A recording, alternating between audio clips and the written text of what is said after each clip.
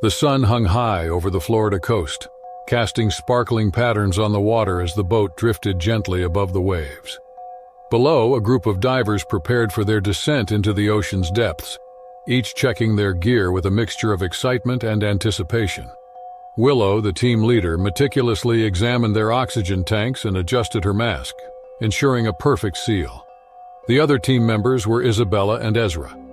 The mission was a dream come true for the trio. They were about to explore a recently discovered shipwreck, a relic from the early 19th century rumored to have been a merchant vessel carrying rich cargo. As they slipped into the water, the thrill of the unknown gripped them, and they descended slowly, the sunlight filtering through the blue and illuminating their path. The world below the surface was a realm of tranquility and wonder. Schools of fish darted around them, their scales flashing like precious gems. Willow led the way, her eyes scanning the surroundings, both enthralled by the beauty and mindful of the dangers that the ocean could hide. They reached the shipwreck, a ghostly silhouette resting on the seabed. Time had encrusted it with barnacles and seaweed, transforming it into a habitat for myriad creatures. Isabella marveled at the ship's structure, imagining the lives of those who had sailed it centuries ago. Ezra, meanwhile, began documenting the marine life that had claimed the vessel as their own. For a while, the exploration went smoothly. They swam through the wreck, careful not to disturb the fragile remains. Willow's torch illuminated the ship's interior, revealing the cargo hold where crates lay scattered, partially buried in sand. As they ventured further, the water around them grew darker, and a sense of unease began to settle over the team. Willow glanced at her wrist computer, noting the time. They had been down for longer than planned, and it was time to start their ascent. She signaled to Isabella and Ezra, who acknowledged with nods, and they began to make their way back to the surface. The first sign of trouble came when Willow noticed a change in the behavior of the fish around them. The schools that had once swum lazily now darted in frantic patterns, their movements erratic and panicked. Willow's eyes widened as she looked up and saw the unmistakable shapes circling above them. Hammerhead sharks. There are dozens of them. At first, the sharks seemed merely curious, their broad, flat heads turning as they swam closer. But curiosity quickly gave way to aggression. Willow knew that panic would be their worst enemy. She motioned for Isabella and Ezra to stay close and began to ascend slowly, controlling her breathing to conserve oxygen. Every movement had to be measured and non-threatening. Sudden jerky motions could trigger sharks. Ezra's heart pounded in his chest as he followed Willow's lead, the reality of their situation sinking in. The sharks circled tighter, their movements more deliberate. He kept his eyes on Willow, drawing strength from her calm demeanor, and forced himself to stay focused. Isabella felt a cold sweat beneath her wetsuit. She had faced danger before, but the sheer number of sharks and their growing aggression were unlike anything she had ever experienced. She concentrated on maintaining a steady pace, aware that any mistake could provoke an attack. The ascent was agonizingly slow. The sharks moved in closer, their sleek bodies brushing past the divers. Willow felt the rush of water as a hammerhead glided mere inches from her, its eyes cold and calculating. She resisted the urge to kick out, knowing that any sudden movement could be disastrous. The sharks began to close in, their behavior becoming increasingly erratic. Willow signaled to Isabella to deploy her emergency air horn, hoping the loud noise would startle the sharks and give them a chance to reach the surface. Isabella's hands trembled as she pulled the device from her vest and triggered it. The sound reverberated through the water, a piercing blast that momentarily disrupted the sharks' patterns. The divers seized the opportunity, kicking upwards with renewed vigor. But the reprieve was short-lived. The sharks regrouped quickly, their aggression unabated. Willow's mind raced as she considered their options. They couldn't afford to rush to the surface and risk decompression sickness, but staying too long increased their chances of being attacked. Willow's oxygen supply was running low, and she could see the strain on Isabella and Ezra's faces. They needed to reach the boat soon. The final stretch was a blur of fear and determination. The divers coordinated their movements. Each action was deliberate and synchronized. Willow led the way, her eyes constantly scanning for threats. Isabella stayed close to Ezra, ready to intervene if needed. As they broke the surface, gasping for air, the tension remained palpable. The dive boat was a short swim away, but the sharks were still after them. The boat crew, alerted by the disturbance, rushed to assist. The last few meters felt like an eternity. The sharks shadowed their every move, but the divers maintained their composure. One by one, they reached the ladder and scrambled aboard, collapsing onto the deck in exhaustion and relief. The boat rocked gently as the crew quickly pulled in the ladder and moved away from the danger zone. Willow lay back, staring up at the sky, her chest heaving. Isabella sat beside her, trembling with the aftershocks of adrenaline. Ezra, still catching his breath, looked back at the water, the dark shapes of the sharks fading into the depths. The reality of their ordeal began to sink in. They had survived an encounter with one of the ocean's most formidable predators, with their training and teamwork proving crucial. The bond between them had been tested and strengthened in those harrowing moments beneath the waves. The early morning mist clung to the surface of the water as the group set out from the small, secluded cove in British Columbia. Arlo, Elijah, Ella, and Ruby had been planning this kayaking expedition for months. The remote waters promised a thrilling adventure and a chance to disconnect from the bustle of their everyday lives. The quartet, bonded by years of friendship and shared love for the outdoors, paddled in sync, cutting through the glassy water. They had set out at dawn, their kayaks loaded with supplies for a day of exploration. The serenity of the untouched landscape was overwhelming. Towering evergreens lined the rugged shoreline, and the cries of distant eagles punctuated the air. It was a pristine wilderness, a place where nature ruled in its raw, untamed beauty.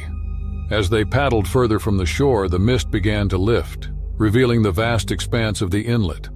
The water shimmered under the rising sun, and a sense of exhilaration filled the group. They paddled past rocky outcrops and small islands, each more enchanting than the last. The adventure had just begun, and they were eager to see what lay ahead. After several hours of paddling, they decided to take a break on a small, pebbled beach. They pulled their kayaks ashore, stretching their legs and unpacking a light lunch. The sound of the lapping waves provided a soothing soundtrack as they chatted and laughed, reveling in the beauty of their surroundings.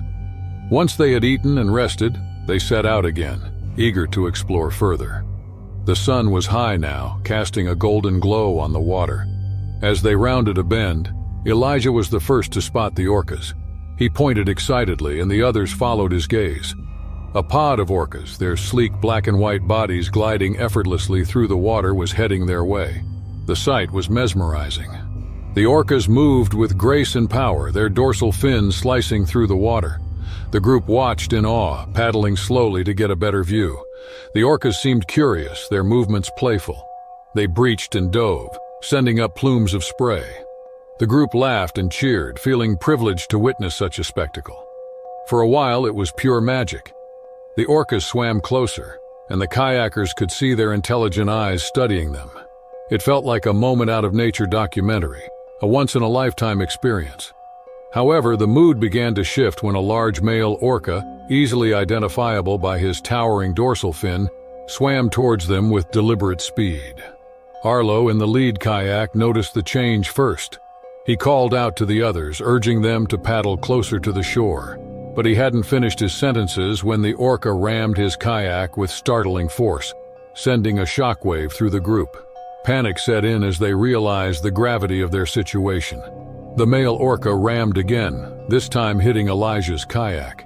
The impact nearly capsized him, and he struggled to regain his balance. It was as if the creature itself was desperate, trying to convey its anger through sheer brute force. Arlo's knuckles turned white as he gripped his paddle in terror, his breath coming in shallow gasps. Fear gripped the group as they paddled frantically, trying to put distance between themselves and the aggressive orca. The rocky shoreline offered their best chance of protection, but it seemed painfully distant.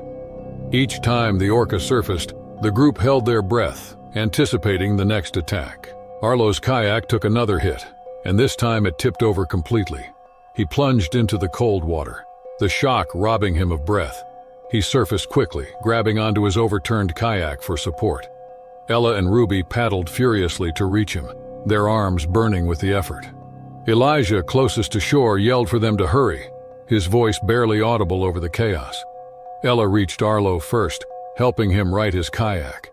The orca's dorsal fin sliced through the water, circling them menacingly. Ruby, her face pale with fear, watched as the orca turned its attention towards her.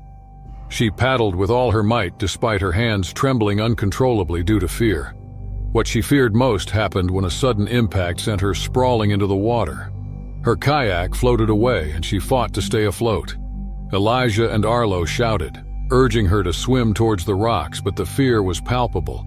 Her mind screamed in protest, but the fear overwhelmed her.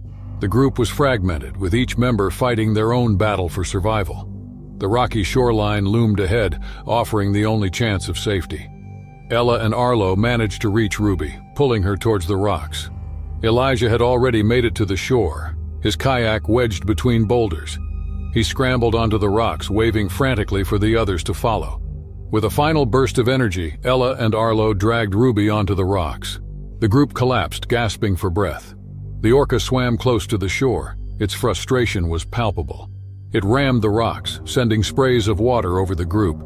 They huddled together, shivering and exhausted, watching as the orca made several more attempts to reach them. Hours passed with agonizing slowness. The orca finally retreated, but the group knew they weren't safe yet. They were stranded on the rocks, their kayaks damaged or lost. The remote location meant that rescue was not guaranteed. They had no choice but to wait and hope. The sun began to set, casting long shadows over the inlet. The group's initial adrenaline had faded, leaving them cold and weary. Arlo assessed their supplies, finding that they had little more than the clothes on their backs. Elijah found a small crevice in the rocks where they could shelter for the night, offering some protection from the elements. As darkness fell, they huddled together for warmth. The events of the day replayed in their minds, a terrifying blur of water and black and white fury. They spoke in hushed tones, trying to keep their spirits up. They knew that they had to stay alert in case the orca returned. The night was long and cold. The sound of the waves crashing against the rocks was a constant reminder of their precarious situation. They took turns keeping watch, their eyes scanning the dark water for any sign of movement. Exhaustion tugged at them, but fear kept them awake. Dawn broke slowly, the first light of day revealing the desolation of their surroundings. The inlet was calm and the water was deceptively peaceful.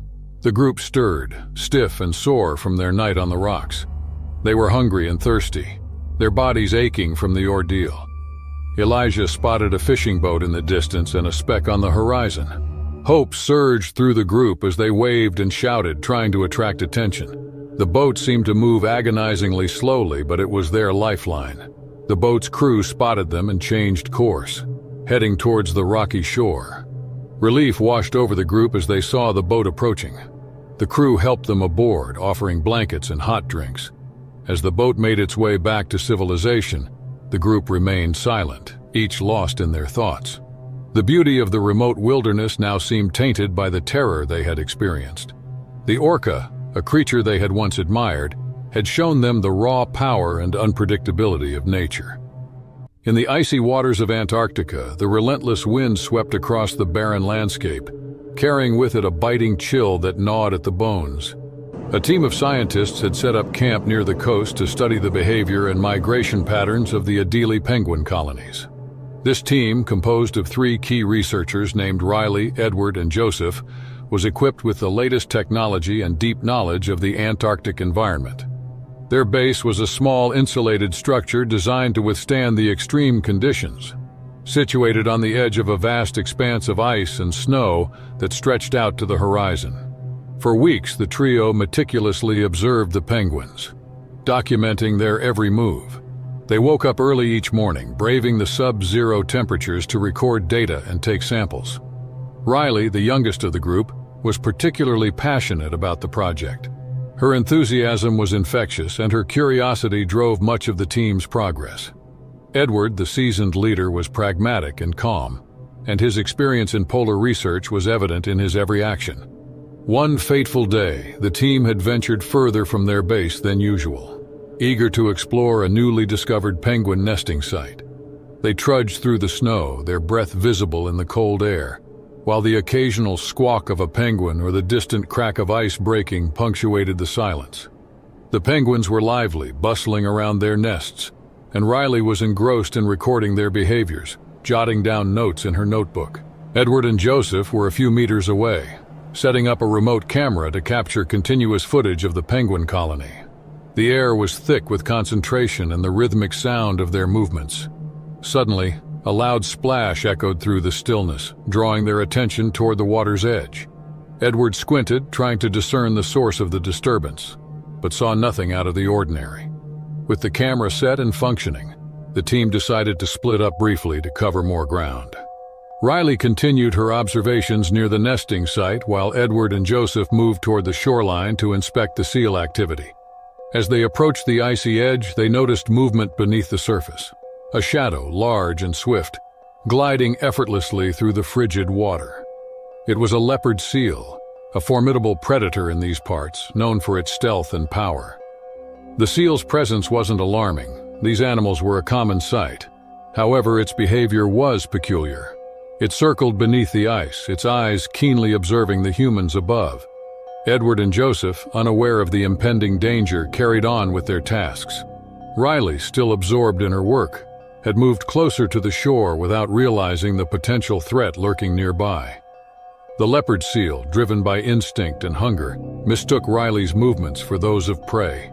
In a sudden burst of speed, it surged from the water, its powerful jaws opening wide. The attack was swift and brutal. Riley barely had time to react before the seal clamped down on her leg, dragging her toward the water. She screamed in pain, her voice piercing through the cold air, alerting Edward and Joseph to the danger. Chaos erupted. Edward rushed towards Riley, shouting instructions to Joseph, who was already sprinting back to the base for emergency supplies. Riley struggled against the seal's grip, her mind a blur of terror and pain. The seal, sensing resistance, thrashed violently, its powerful body churning the water into a frothy whirlpool of ice and blood. Edward reached Riley and grabbed her arms, pulling with all his strength, trying to wrench her free from the seal's jaws. The scene was one of survival, the pristine white of the ice marred by the crimson of Riley's blood. Joseph returned with a flare gun and a first aid kit. He aimed the flare at the seal, firing it. The bright light and loud noise startled the predator, causing it to release its grip on Riley momentarily. Edward seized the opportunity, dragging Riley onto the ice and away from the water's edge. The seal, confused and disoriented, slipped back into the depths, disappearing as quickly as it had appeared. Riley was in bad shape. Her leg was severely wounded, blood soaking through her thermal clothing. Edward and Joseph worked quickly, applying pressure to the wound and wrapping it tightly to stem the bleeding. They needed to get her back to the base and call for a rescue immediately. The frigid environment made every second critical, as hypothermia and blood loss were now real threats. With Riley semi-conscious, her face pale, and her eyes glazed with pain, Edward and Joseph fashioned a makeshift stretcher from their gear. They moved as fast as they could across the uneven ice. The journey back to the base felt interminable, each minute stretching into an agonizing eternity. Once inside the relative safety of their base, they set Riley down gently and activated the emergency beacon, sending out a distress signal to the nearest research station. Edward monitored Riley's condition, keeping her warm and hydrated, while Joseph tried to maintain contact with the outside world, anxiously awaiting a response to their SOS. The hours that followed were a test of endurance and hope. The Antarctic night was falling, casting long shadows over the icy landscape. The cold intensified, and the wind howled outside, rattling the walls of their small haven. Inside, time seemed to stand still as they awaited help. Edward and Joseph took turns keeping watch over Riley, their faces etched with worry. Riley drifted in and out of consciousness, her body battling the shock and trauma of the attack. Finally, after what felt like an eternity, they received a response. A rescue team was en route, but the harsh weather conditions would delay their arrival. Edward and Joseph prepared for the long wait, doing everything in their power to keep Riley stable. The sense of isolation was overwhelming, and the vast emptiness of Antarctica was closing in on them. When the rescue team finally arrived, it was a welcome sight. A helicopter descended from the darkened sky, its searchlights cutting through the gloom. The medics quickly assessed Riley's condition and prepared her for transport. Edward and Joseph, exhausted but relieved, watched as their friend was carefully lifted into the helicopter, the rotors kicking up a flurry of snow. In the days that followed, the team received updates on Riley's condition. She had undergone surgery to repair the damage to her leg, and she was expected to make a full recovery. The attack had left its mark, both physically and emotionally, but it had also reinforced the bond between the three researchers. On August 20th, 2023, in the warm waters of the Gulf of Mexico, professional spear fisherman David Martinez prepared for another day of hunting. David, in his mid-30s, had spent most of his life in the water. Growing up in Key West, Florida, he developed a passion for the ocean and its creatures. He learned to fish from his father, a skilled fisherman, and quickly became an expert in spearfishing. His dedication and skill earned him a reputation as one of the best in the area. David planned this trip with his diving partner Carlos, who shared his love for the sport. They aimed to catch tuna, which is known for its size and strength. The Gulf of Mexico, with its clear waters and abundant marine life, was the perfect hunting ground. They had chosen a spot near the Flower Garden Banks, a well-known coral reef system about 100 miles offshore. Early in the morning, David and Carlos boarded their boat and headed towards the reef. The sun was just rising, casting a golden glow over the water. The journey took a few hours, giving them time to check their gear and review their plan. David felt a sense of excitement and anticipation, eager to test his skills against the powerful tuna.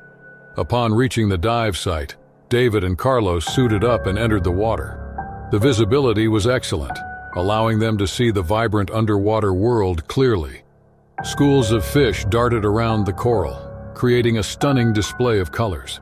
David focused on his goal, scanning the area for signs of tuna. As they swam deeper, David spotted a large tuna in the distance. He signaled to Carlos and prepared his spear, moving carefully to get closer. Suddenly, a shadow passed over him.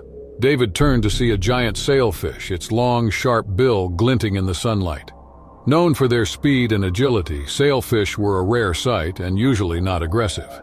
However, this one seemed different. The sailfish charged at David, its movements fast and precise. David realized it was likely protecting its territory. He quickly dodged, narrowly avoiding the sharp bill. The sailfish circled back for another attack, forcing David to dive deeper and use the underwater terrain to his advantage. David maneuvered around rocks and coral, trying to put some distance between himself and the aggressive sailfish. The creature was relentless, its sharp bill slicing through the water with alarming speed. David's heart raced as he searched for a way to escape. He knew he needed to stay calm and think strategically to avoid getting injured. The underwater landscape offered some protection, but the sailfish was fast and agile. David used every bit of his experience and skill, moving through narrow passages and hiding behind large coral formations. He hoped that Carlos would notice his struggle and come to his aid soon. David continued to navigate through the underwater maze while the sailfish was still in pursuit. He could feel his energy waning but knew he had to keep moving. The sailfish's aggression was unrelenting, its sharp bill cutting through the water as it chased him. David's mind raced, searching for a way to escape this dangerous situation. Meanwhile, Carlos noticed the commotion from a distance. He saw the sailfish's aggressive behavior and understood that David was in trouble. Carlos began to swim towards David, hoping to reach him in time. He knew that teamwork would be their best chance of overcoming this unexpected threat. David found a small cave-like opening in the reef. He quickly swam inside, hoping the narrow space would provide some protection. The sailfish paused outside the entrance, its long bill unable to reach David inside the confined area. For a brief moment, David caught his breath and gathered his thoughts. He knew he couldn't stay hidden forever and needed a plan to reach the surface safely. Carlos approached cautiously, trying not to attract the sailfish's attention. He signaled to David, indicating that he was ready to help. David nodded, understanding that they would need to work together to escape. The two divers communicated silently, planning their next move. David slowly emerged from the cave, drawing the sailfish's attention. He swam in a zigzag pattern, trying to confuse the creature. Carlos stayed behind, ready to intervene if needed. The sailfish lunged at David again, but he managed to evade its sharp bill by diving towards a cluster of large coral formations. Carlos saw his opportunity. He swam swiftly towards the sailfish, positioning himself between the creature and David. Using his spear, Carlos created a distraction, waving it to draw the sailfish's focus away from David. The tactic worked. The sailfish turned its attention to Carlos, giving David a chance to swim upwards. David ascended carefully, aware of the risks of rising too quickly. He glanced back to see Carlos skillfully maneuvering around the sailfish, buying him precious time. The surface was within sight, and David pushed himself to reach it, his lungs burning from the effort. Breaking through the surface, David gasped for air, relief flooding over him. He signaled to the boat, and the crew quickly moved to assist him. Moments later, Carlos joined him at the surface, also exhausted but unharmed. The sailfish, seeing both men out of its territory, swam away, disappearing into the depths. Back on the boat, the crew helped David and Carlos out of the water. They were checked for injuries and given warm towels. The adrenaline from the encounter still coursed through their veins, but they were safe. The team shared a moment of quiet relief, grateful for their survival. The experience left a lasting impression on both men. They realized the importance of being prepared for the unexpected and the value of teamwork in dangerous situations. The Gulf of Mexico, with its beauty and challenges, had once again shown its unpredictable nature. As they headed back to shore, David and Carlos reflected on the day's events. They were thankful for their skills and training, which had helped them navigate the perilous encounter with the aggressive sailfish. The story of their intense struggle and escape would be shared with friends and fellow divers, a testament to their courage and the powerful creatures that inhabit the ocean's depths. On August 10, 2023, in the crystal-clear waters off the coast of Kona, Hawaii, the annual Kona Big Game Fishing Tournament was in full swing. This prestigious event attracted seasoned anglers from around the world, all eager to showcase their skills and compete for the grand prize. The tournament was known for its challenging conditions and the opportunity to catch some of the biggest and most powerful fish in the ocean. One of the top competitors was William Thompson, a veteran angler with decades of experience. William had participated in the Kona tournament many times and had earned a reputation for his skill and determination. This year, he was more determined than ever to win the top prize. His crew, a group of trusted and experienced fishermen, shared his enthusiasm and dedication. The day started early, with William and his crew setting out from the harbor before sunrise. The weather was perfect, with calm seas and a gentle breeze. The excitement was palpable as they headed towards their chosen fishing spot, a well-known area where giant marlins were often found. The boat, a sturdy vessel equipped with the best fishing gear, cut through the water effortlessly. As the sun rose, the team prepared their equipment, setting up the rods and checking the lines. William stood at the helm, his eyes scanning the horizon for any signs of fish. Hours passed with no luck, but the crew remained patient and focused. They knew that in the world of big game fishing, patience was key. Suddenly, one of the lines jerked violently. William's heart raced as he grabbed the rod, feeling the immense power of the fish on the other end. It was a giant marlin, known for its incredible strength and speed. The battle began, with William using all his skill to reel in the powerful fish. The marlin put up an extraordinary fight, leaping out of the water and thrashing its body. The crew worked together, each member playing a crucial role in managing the lines and keeping the boat steady. William's arms ached from the effort, but he refused to give up. The marlin's strength seemed endless, but slowly it began to tire. Just as they thought they were gaining the upper hand, the marlin made a sudden, unexpected move. The fish charged directly at the boat, its sharp bill aimed at the hull. The impact was tremendous, the marlin's bill piercing through the side of the boat. Water began to pour in, and chaos erupted. The crew scrambled to stabilize the vessel, using all their strength and experience to keep it afloat. William, undeterred by the danger, continued to fight the marlin, determined to secure the win. The next moments were crucial as the team worked frantically to control the situation. The power and unpredictability of the marlin were on full display, showcasing the raw dangers of the sport. The crew moved quickly to stabilize the boat. They used pumps to remove the water rushing in and patched the hole as best they could. Every second counted as the boat struggled to stay afloat. William focused on the marlin, knowing the fight was far from over. His arms burned from the effort, but he held on tight. The marlin, though tired, continued to resist. Its powerful body thrashed in the water, creating waves that rocked the boat even more. William's determination never wavered. He knew this was his chance to secure a win in the tournament, and he wasn't going to let it slip away. The crew, working together seamlessly, managed to slow the water flow. They encouraged William, understanding the importance of his task. The marlin's movements grew slower as it exhausted itself, and William saw his opportunity. With one final, intense effort, he pulled the fish closer to the boat. The crew was ready with a gaff to secure the marlin. As the giant fish was brought alongside the boat, its size and strength were evident to all. William felt a surge of triumph as they secured the marlin, ensuring it couldn't escape. The immediate danger to the boat had passed, but the challenge of getting the marlin back to shore remained.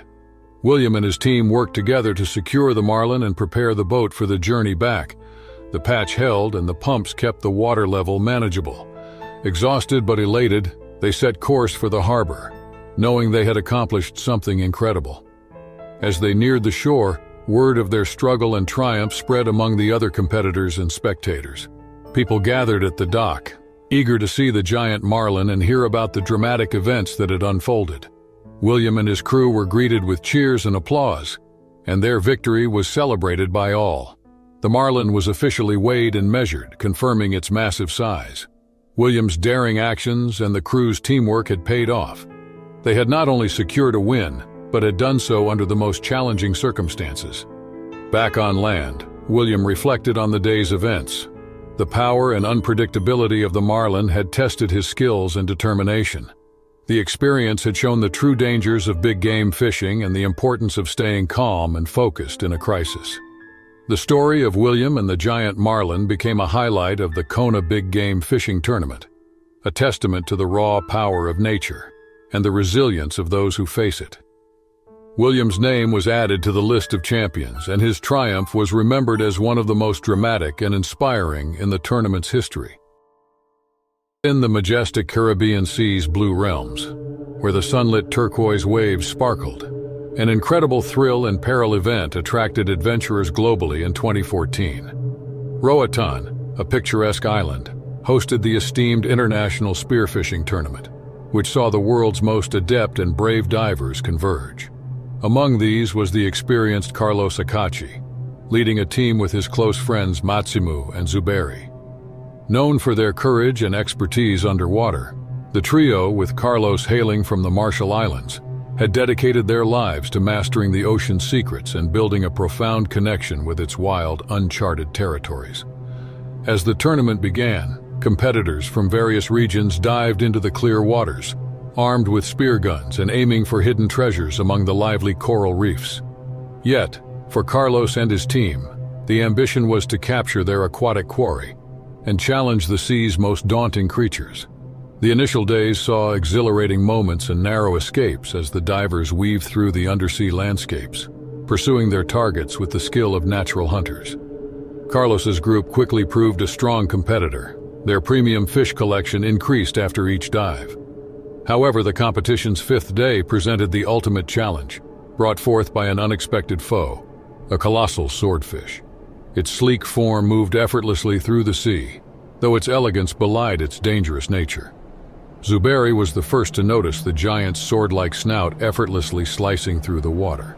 Initially struck by its size and grandeur, the team's fascination soon turned to alarm as they observed the swordfish's menacing demeanor. Suddenly accelerating, the swordfish launched at Carlos, its sharply pointed bill inches away from skewering him. Reacting on instinct, the experienced diver dodged, his heart racing as he grasped the peril they now encountered. It appeared the swordfish had marked them as threats to its domain, determined not to let these invaders off without a confrontation. As the formidable fish turned for another assault, Carlos gestured to his team, readying them to fend off this unforeseen adversary. The ensuing encounter was a nerve-wracking ballet of survival. The swordfish aggressively pursued the divers, propelling itself through the water with alarming pace and skill. Matsimu, equipped with his spear gun, tried to deter the creature, but his shots merely brushed its dense, armored skin.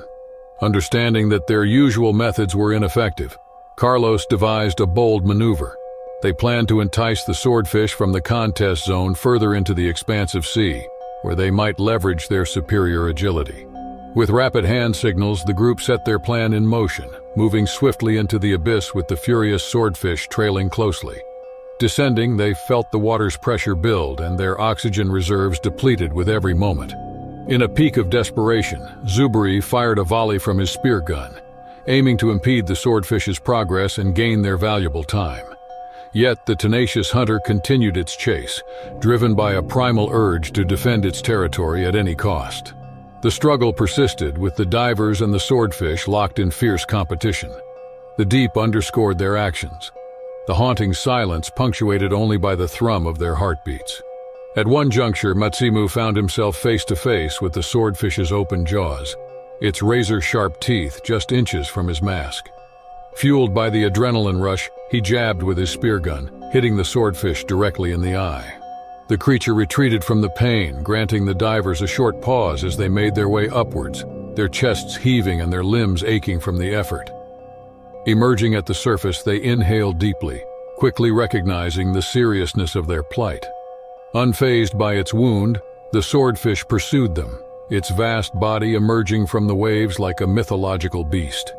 In a final act of desperation, Carlos instructed his team, and they headed for the closest stretch of rocky shore, their last chance to evade the swordfish's unyielding chase.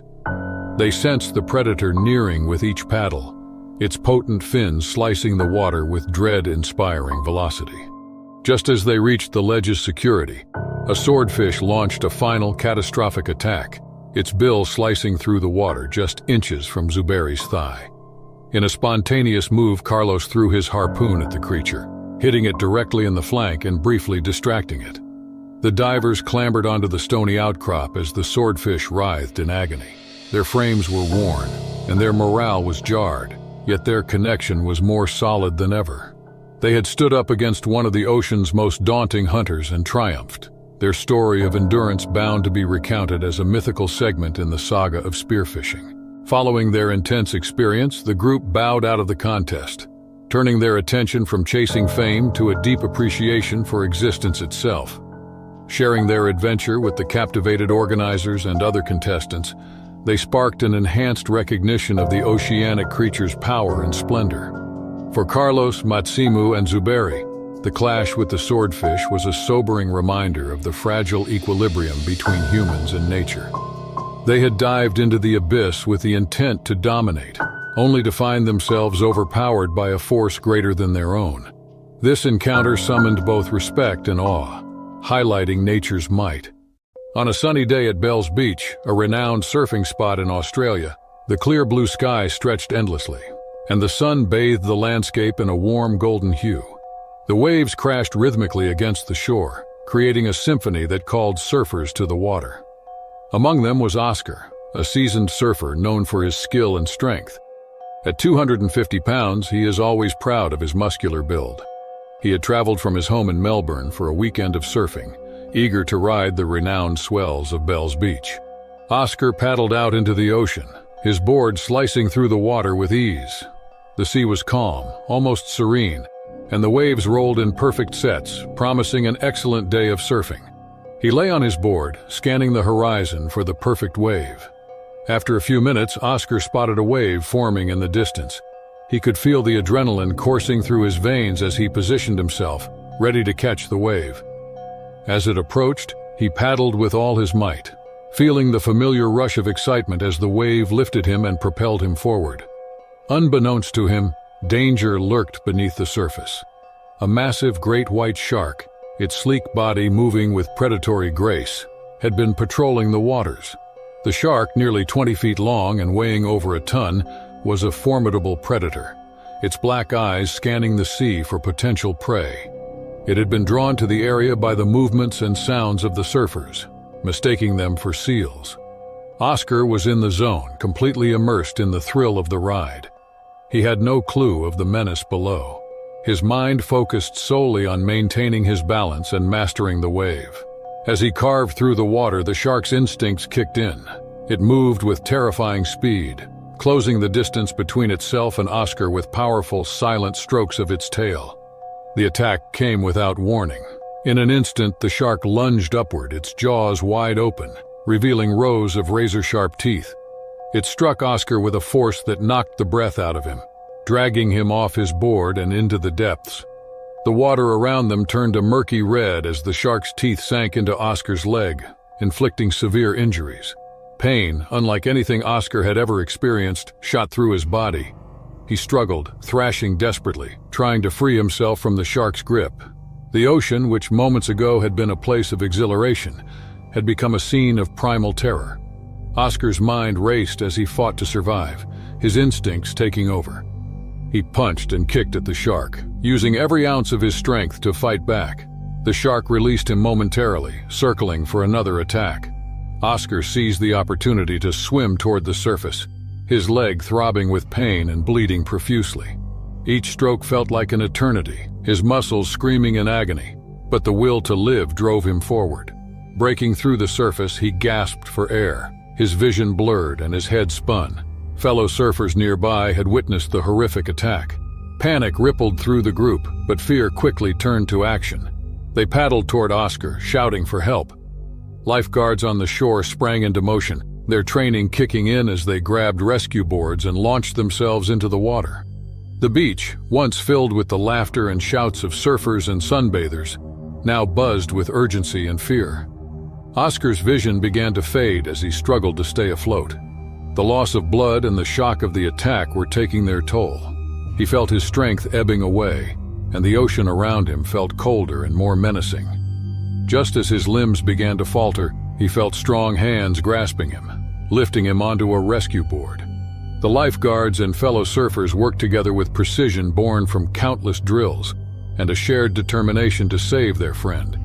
As they reached the shallows, more lifeguards rushed to help, carrying Oscar to the safety of the beach. The sight of his injuries drew gasps from the onlookers, but the rescuers remained focused. They applied tourniquets to stem the bleeding and called for an ambulance, their hands moving with practiced efficiency. Oscar's breathing was shallow and his face pale, but he was alive. The ambulance arrived within minutes, paramedics leaping out and taking over the emergency care. They loaded Oscar onto a stretcher, administering oxygen and intravenous fluids to stabilize him. The ride to the hospital was a blur of sirens and medical procedures, with the paramedics working tirelessly to keep Oscar conscious and responsive. At the hospital, a team of doctors and nurses awaited their arrival. Oscar was rushed into surgery, and the medical staff moved with the urgency that comes from dealing with life-and-death situations every day. The surgeons worked tirelessly to repair the damage inflicted by the shark, their skill and expertise offering a glimmer of hope. Oscar drifted in and out of consciousness, his mind a haze of pain and fear. He thought of his family, his friends, and the life he still wanted to live. The fight for survival continued, not just in the operating room, but within Oscar himself. The human spirit, resilient and determined, clung to life with a tenacity that mirrored his struggle in the water. Hours passed before the surgeons emerged, their faces etched with fatigue but also with a sense of accomplishment. Oscar had survived the surgery, but his road to recovery would be long and arduous. The attack had left him with severe injuries, and the threat of infection and other complications loomed large. On February 10, 2023, in the icy waters near Tromsø, Norway, the Jensen family embarked on a whale-watching tour. Peter and Laura Jensen, along with their 2 children, Emma and Noah, had planned this trip for months. Peter, a marine biologist, had always dreamed of seeing orcas in their natural habitat. Laura, a teacher, shared his excitement and thought it would be a wonderful experience for their kids. The family lived in Oslo, and this trip to Tromsø was a special vacation. They had heard many stories about the beautiful fjords and the amazing wildlife. They arrived in Tromsø a few days earlier, spending time exploring the town and enjoying the snowy landscape. Peter carefully chose the whale-watching tour, picking a reputable company known for its safety and knowledgeable guides. The morning of the tour, the Jensens bundled up in warm clothes, ready for their adventure. The boat, a sturdy vessel built for navigating the cold waters, was waiting at the dock. The captain, an experienced seafarer named Eric, welcomed them aboard. The air was crisp and the sky was clear, perfect for spotting whales. As they set out to sea, the family was filled with anticipation. The boat glided through the water, and soon they were surrounded by the stunning scenery of the Norwegian fjords. Peter pointed out various seabirds to Emma and Noah, sharing interesting facts about the local wildlife. Laura took pictures, capturing the beauty of their surroundings. After about an hour, Eric announced that they were approaching an area known for orca sightings. Excitement buzzed through the boat. Everyone gathered at the railings, eager to catch a glimpse of the magnificent creatures. Suddenly, a pod of orcas appeared, their black and white bodies cutting through the water with grace and power. The family watched in awe as the orcas swam closer. It was a magical moment seeing these majestic animals up close. The children were thrilled, and Peter felt a deep sense of joy, witnessing his lifelong dream. The orcas seemed curious about the boat, swimming around it and diving beneath the surface. However, the mood shifted quickly. The orcas started behaving strangely, circling the boat more aggressively. Peter's excitement turned to worry as he noticed the orcas bumping against the boat.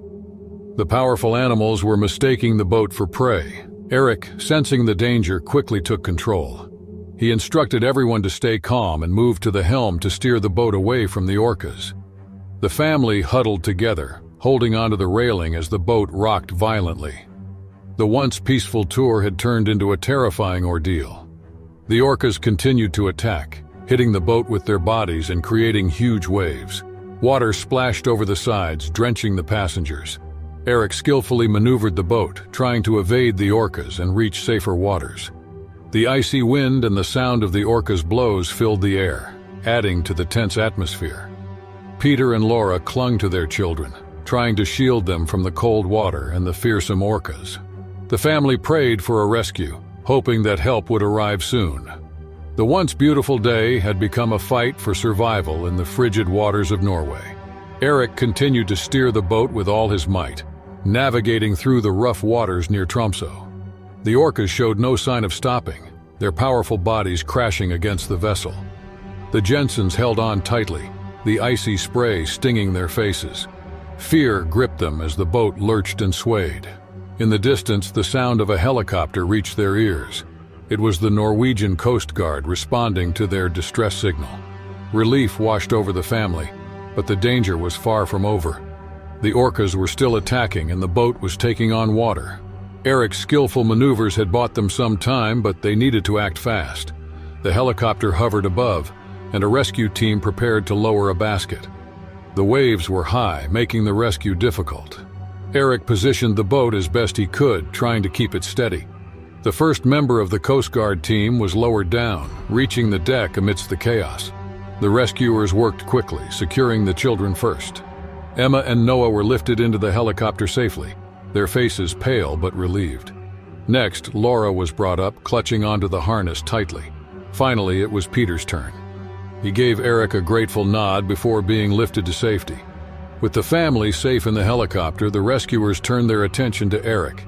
He remained calm and focused, ensuring everyone else was secure before thinking of his own safety. Once he was lifted off the boat, the helicopter flew them towards Tromsø harbor, leaving the damaged vessel behind. Back on land, the Jensens were wrapped in warm blankets and checked for injuries. They were shaken but unharmed. The Coast Guard team praised Eric for his bravery and quick thinking, which had undoubtedly saved their lives. The family thanked their rescuers, overwhelmed with gratitude. News of the attack spread quickly. The Jensens' terrifying experience and miraculous rescue became a story of bravery and survival. Peter, Laura, Emma, and Noah returned to their hotel, thankful to be safe. They spent the evening recovering, the warmth of the hotel room a stark contrast to the freezing ordeal they had endured. In the following days, the family reflected on their adventure. The memory of the orcas stayed with them, a reminder of the power and unpredictability of nature. Peter felt a deeper respect for the ocean and its inhabitants, understanding the fine line between awe and danger.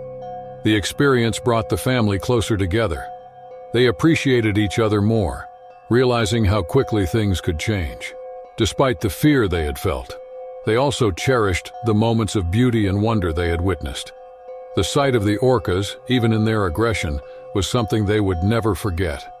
The Jensens returned to Oslo, sharing their story with friends and family. They became known for their incredible tale of survival in the icy waters of Norway.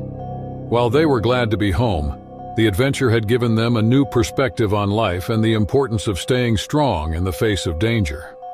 Their trip to Tromsø was a reminder of the unpredictable nature of the sea and the importance of being prepared. The family remained grateful for Erik's skillful actions and the bravery of the Coast Guard. Their story became a testament to human courage and the power of hope in the most challenging situations. Within the dense confines of the Amazon rainforest, a group of dedicated environmental scientists embarked on an expedition that tested their limits and exposed them to the untamed forces of nature. Led by the seasoned researcher Zaira Delgado, the team pursued an investigation into the devastating effects of deforestation on the area's fragile ecosystems. Their mission was a scientific endeavor and a passionate quest to uncover the truth and find solutions to preserve one of the planet's most vital and endangered habitats. This journey into the heart of the Amazon promised to challenge their expertise and fortitude, pushing them to new heights of discovery and understanding. The squad was composed of skilled individuals: Jackson Vargas, a keen botanist; Ivane Castillo, a capable zoologist; and Maktub Salazar, an adept field guide. Unified in their dedication to preserving nature, they researched and devised ways to avert the approaching ecological catastrophe. Their journey commenced from the lively metropolis of Manaus, where they collected their gear and made their way into the expanse of the jungle. Their mode of transport was a modest riverboat, which they used to navigate the Amazon's intricate river network, filled with excitement and caution. The early stages of their exploration went smoothly, as they diligently documented the diverse plant and animal life and the negative impact of deforestation on the ecosystem. Jackson immersed himself in the study of plant diversity, while Ivane concentrated on the local fauna's behavioral patterns. Yet their tranquil research was suddenly interrupted when they encountered a problem. Their boat became lodged on a sandbank within a narrow, mud-clogged river. Upon disembarking to assess the situation, they discovered signs that hinted at the presence of a giant reptile, massive footprints and distinct scratches on the riverbank. Maktub, drawing from his wealth of experience, identified these signs as belonging to a crocodile. Not just any, but a particularly large one. Although the team was aware of Cayman's Amazonian crocodilian predators, the realization of encountering such a sizable one had yet to be anticipated. As they tried to extricate the boat, a palpable tension gripped them, their senses heightened for any sign of the predatory beast lurking in the dim waters or the dense foliage. As days passed, the research team pressed on with their studies, always looking for any signs of disturbance in their environment. Ivane, the scientist known for her thoroughness, was adamant about gathering water samples from different streams, which led them further into the dense rainforest, right into the territory of a gigantic crocodile. On one of these trips, something unimaginable occurred. While Ivane was meticulously collecting water in her vials at the riverbank, a sudden noise from the bushes caught everyone off guard. In an instant, a vast, scaly creature emerged, snapping its powerful jaws just inches away from Ivane's face. The crocodile, a massive creature of teeth and muscle, made its presence known, aggressively defending its home with a ferocity that sent shivers down everyone's spine. In a quick response, Jackson threw a rock at the animal, distracting it briefly and allowing Ivane to escape to safety. Following this encounter, it seemed as if the crocodile constantly shadowed them, its ominous presence always felt. This forced the team to give up their research and prioritize survival, navigating the dangerous landscape while avoiding the ever-persistent predator. Zaira, equipped with her extensive knowledge, devised a strategy to escape the crocodile's territory and find their way back to civilization. They decided to follow the river, using their understanding of the land and the stars for navigation. At night, gathered around their fire, the crocodile's eerie cries would resound in the darkness, a grim reminder of the peril always nearby. Maktub would occupy their minds with stories of the Amazon's most formidable predators, his narratives both engaging and dread-inducing. Weeks passed as they navigated the harsh jungle, their resources running low and their bodies weary from the relentless journey. Yet the crocodile persisted, occasionally seen in the water or through the thickets. One morning, as the team was about to move out, the crocodile attacked with unexpected brutality, catching Jackson, who had strayed too far off guard. He found himself staring into the enormous reptile's gaping mouth, its eyes fixed on him. Jackson stumbled back in a frantic attempt to evade the creature, missing the crocodile's first assault. But the beast was determined, propelling itself forward with a scary velocity. As Jackson struggled to get away, the rest of the team came to his rescue, throwing stones and makeshift weapons in a frantic effort to divert the crocodile. The ordeal was intense, with the team giving their all in defense against a fierce predator. With determination blazing in her eyes, Yvain successfully threw a rock that hit the crocodile, stunning it briefly and allowing Jackson to break free from its grip. Despite being tired and injured, their narrow escape from death bolstered the team's spirits. They realized that their best chance of survival was to make their way back, and with every step they took, the burden of their experience seemed to grow. At last, after what felt like forever, they made their way out of the thick jungle, blinking against the glaring sun. A small village greeted them, its modest houses a sight for sore eyes after their dangerous adventure. Sharing their story with the villagers, they were met with looks of both amazement and skepticism. The villagers told them about the fabled Rio del Miedo, or River of Fear, home to a giant crocodile known for claiming the lives of the unwary, adding a legendary twist to their tale. Having survived an encounter with one of the most fearsome creatures in nature, the team had also uncovered a hidden chapter of the Amazon's lore. As they took the time to recover, they realized that their journey had gained a deeper purpose: to highlight the crucial equilibrium between humanity and the natural environment, and to bring attention to the threats endangering this vital balance. In the following months and years, Zaira, Jackson, Yvain, and Maktub became outspoken champions of environmental preservation, leveraging their terrifying encounter as a compelling narrative to advocate for protecting the Amazon rainforest and its myriad inhabitants. Their experience was marked by fear, determination, and a profound respect for the natural forces that shape our existence. The memory of the massive caiman would forever haunt them, serving as a stark reminder of nature's raw power.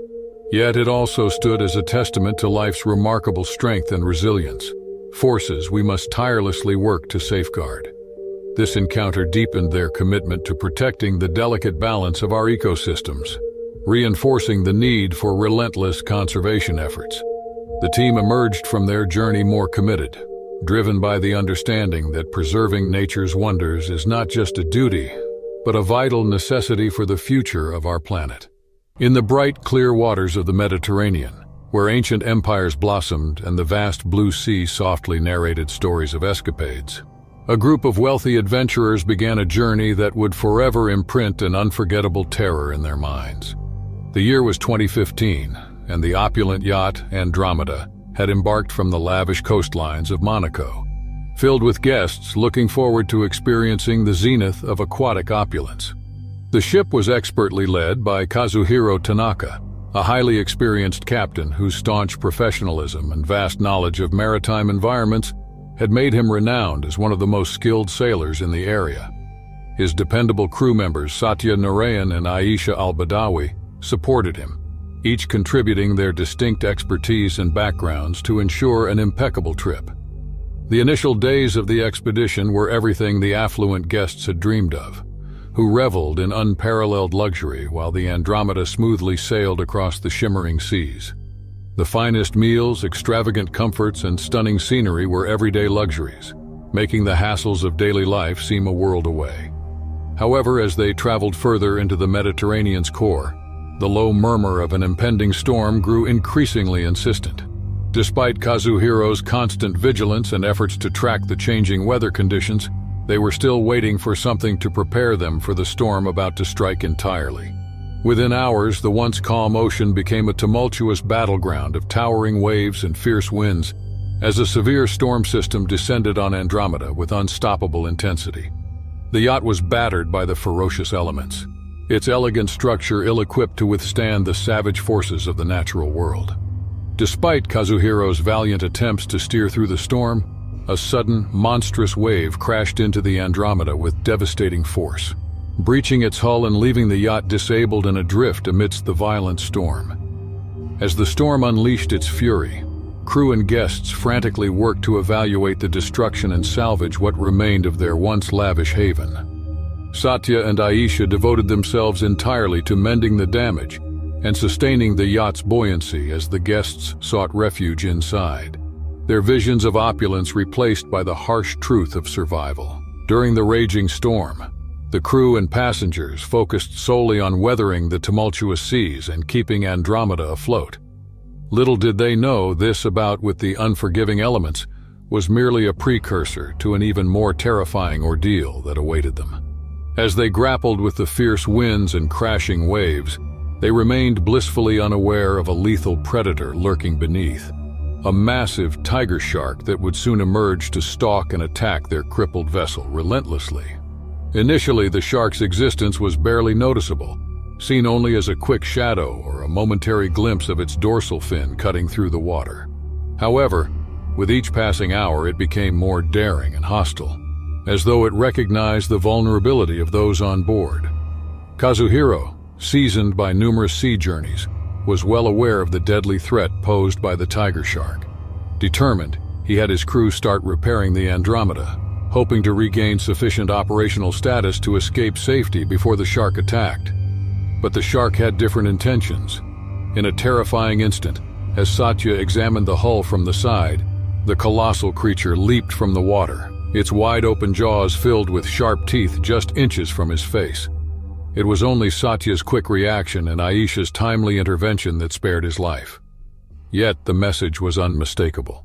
The shark had identified them as targets, and it wouldn't stop until it had claimed a victim. From that moment, a tangible fear enveloped Andromeda, as the survivors realized they were caught in a drifting jail, encased by the same waters that had once signified luxury and freedom. Knowing that time was of the essence, Kazuhiro recognized that the likelihood of another attack increased with each hour. In a last effort to save everyone, he planned a risky escape. They would construct a makeshift raft from what remained of the yacht's supplies and attempt to reach the nearest coast, facing the dangerous waters and the constant threat of the shark. As the crew and passengers hastily built their precarious escape route, the shark maintained its vigilant patrol around Andromeda, a quiet, lethal guardian. Anxiety was high, and any slight water movement caused fear among the group.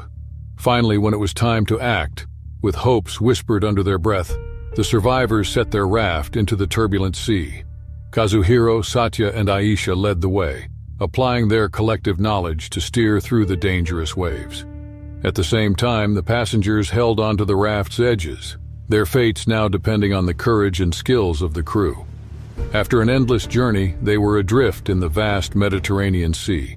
The sea's waves consistently battered their ramshackle boat, while the ever-present danger of the shark kept them on edge. The shark would occasionally charge at them, its enormous body momentarily blocking the sunlight and its gaping jaws threatening doom, only to change course at the last second as if teasing its prey. Despite these harrowing circumstances, the survivors found strength in their unity, developing an indestructible camaraderie that ignored the divisions of wealth and social hierarchy. They transformed from a group of strangers comprising passengers and crew to a cohesive unit fighting for survival against an indifferent natural adversary. As their situation grew more desperate and their supplies dwindled, salvation appeared like a distant rocky island. Despite facing a harsh climate and the relentless pursuit of a predator, their energy waned and their will was tested. Yet, these hardships strengthened their bond of friendship. They supported each other, shared stories from their past, and found joy in the simple pleasure of companionship on this unpredictable journey. This barren refuge promised them a temporary escape from the relentless threat of the shark. With one last push, they urged the raft to the land, their pulses racing with relief and apprehension as they stood on firm ground again. In the subsequent days, while waiting for rescue and nursing their injuries, both mental and physical, the survivors thought back on the severe test they had survived. The tiger shark, previously an emblem of grandeur and wonder, now stood as a testament to the harsh power of nature, a stark reminder that the raw elements of the wilderness remain untamed, even amidst the most opulent environments. For Kazuhiro, Satya, and Aisha, this ordeal had created an indestructible connection, an agreement on the precariousness of existence and the critical need for readiness against difficulty. For those once indulged travelers, this experience taught a profound lesson in what resilience truly means and the significance of unity among humans when confronted with insurmountable challenges. As they departed from the Mediterranean, their hearts were laden with the heaviness of their ordeal, yet lifted by a renewed sense of life's value. They recognized that their voyage was far more than a mere luxury yacht excursion disrupted. It was an intense journey into the essence of human persistence, a celebration of the unbeatable human spirit, and a notice that even in the grimmest times, the desire to live can overcome the most formidable enemies. Luke had always dreamed of exploring the vibrant underwater world of the Caribbean. The azure waters, teeming with colorful marine life, called to him as he boarded the small tour boat that would take him to the renowned snorkeling spots off the coast of a remote island.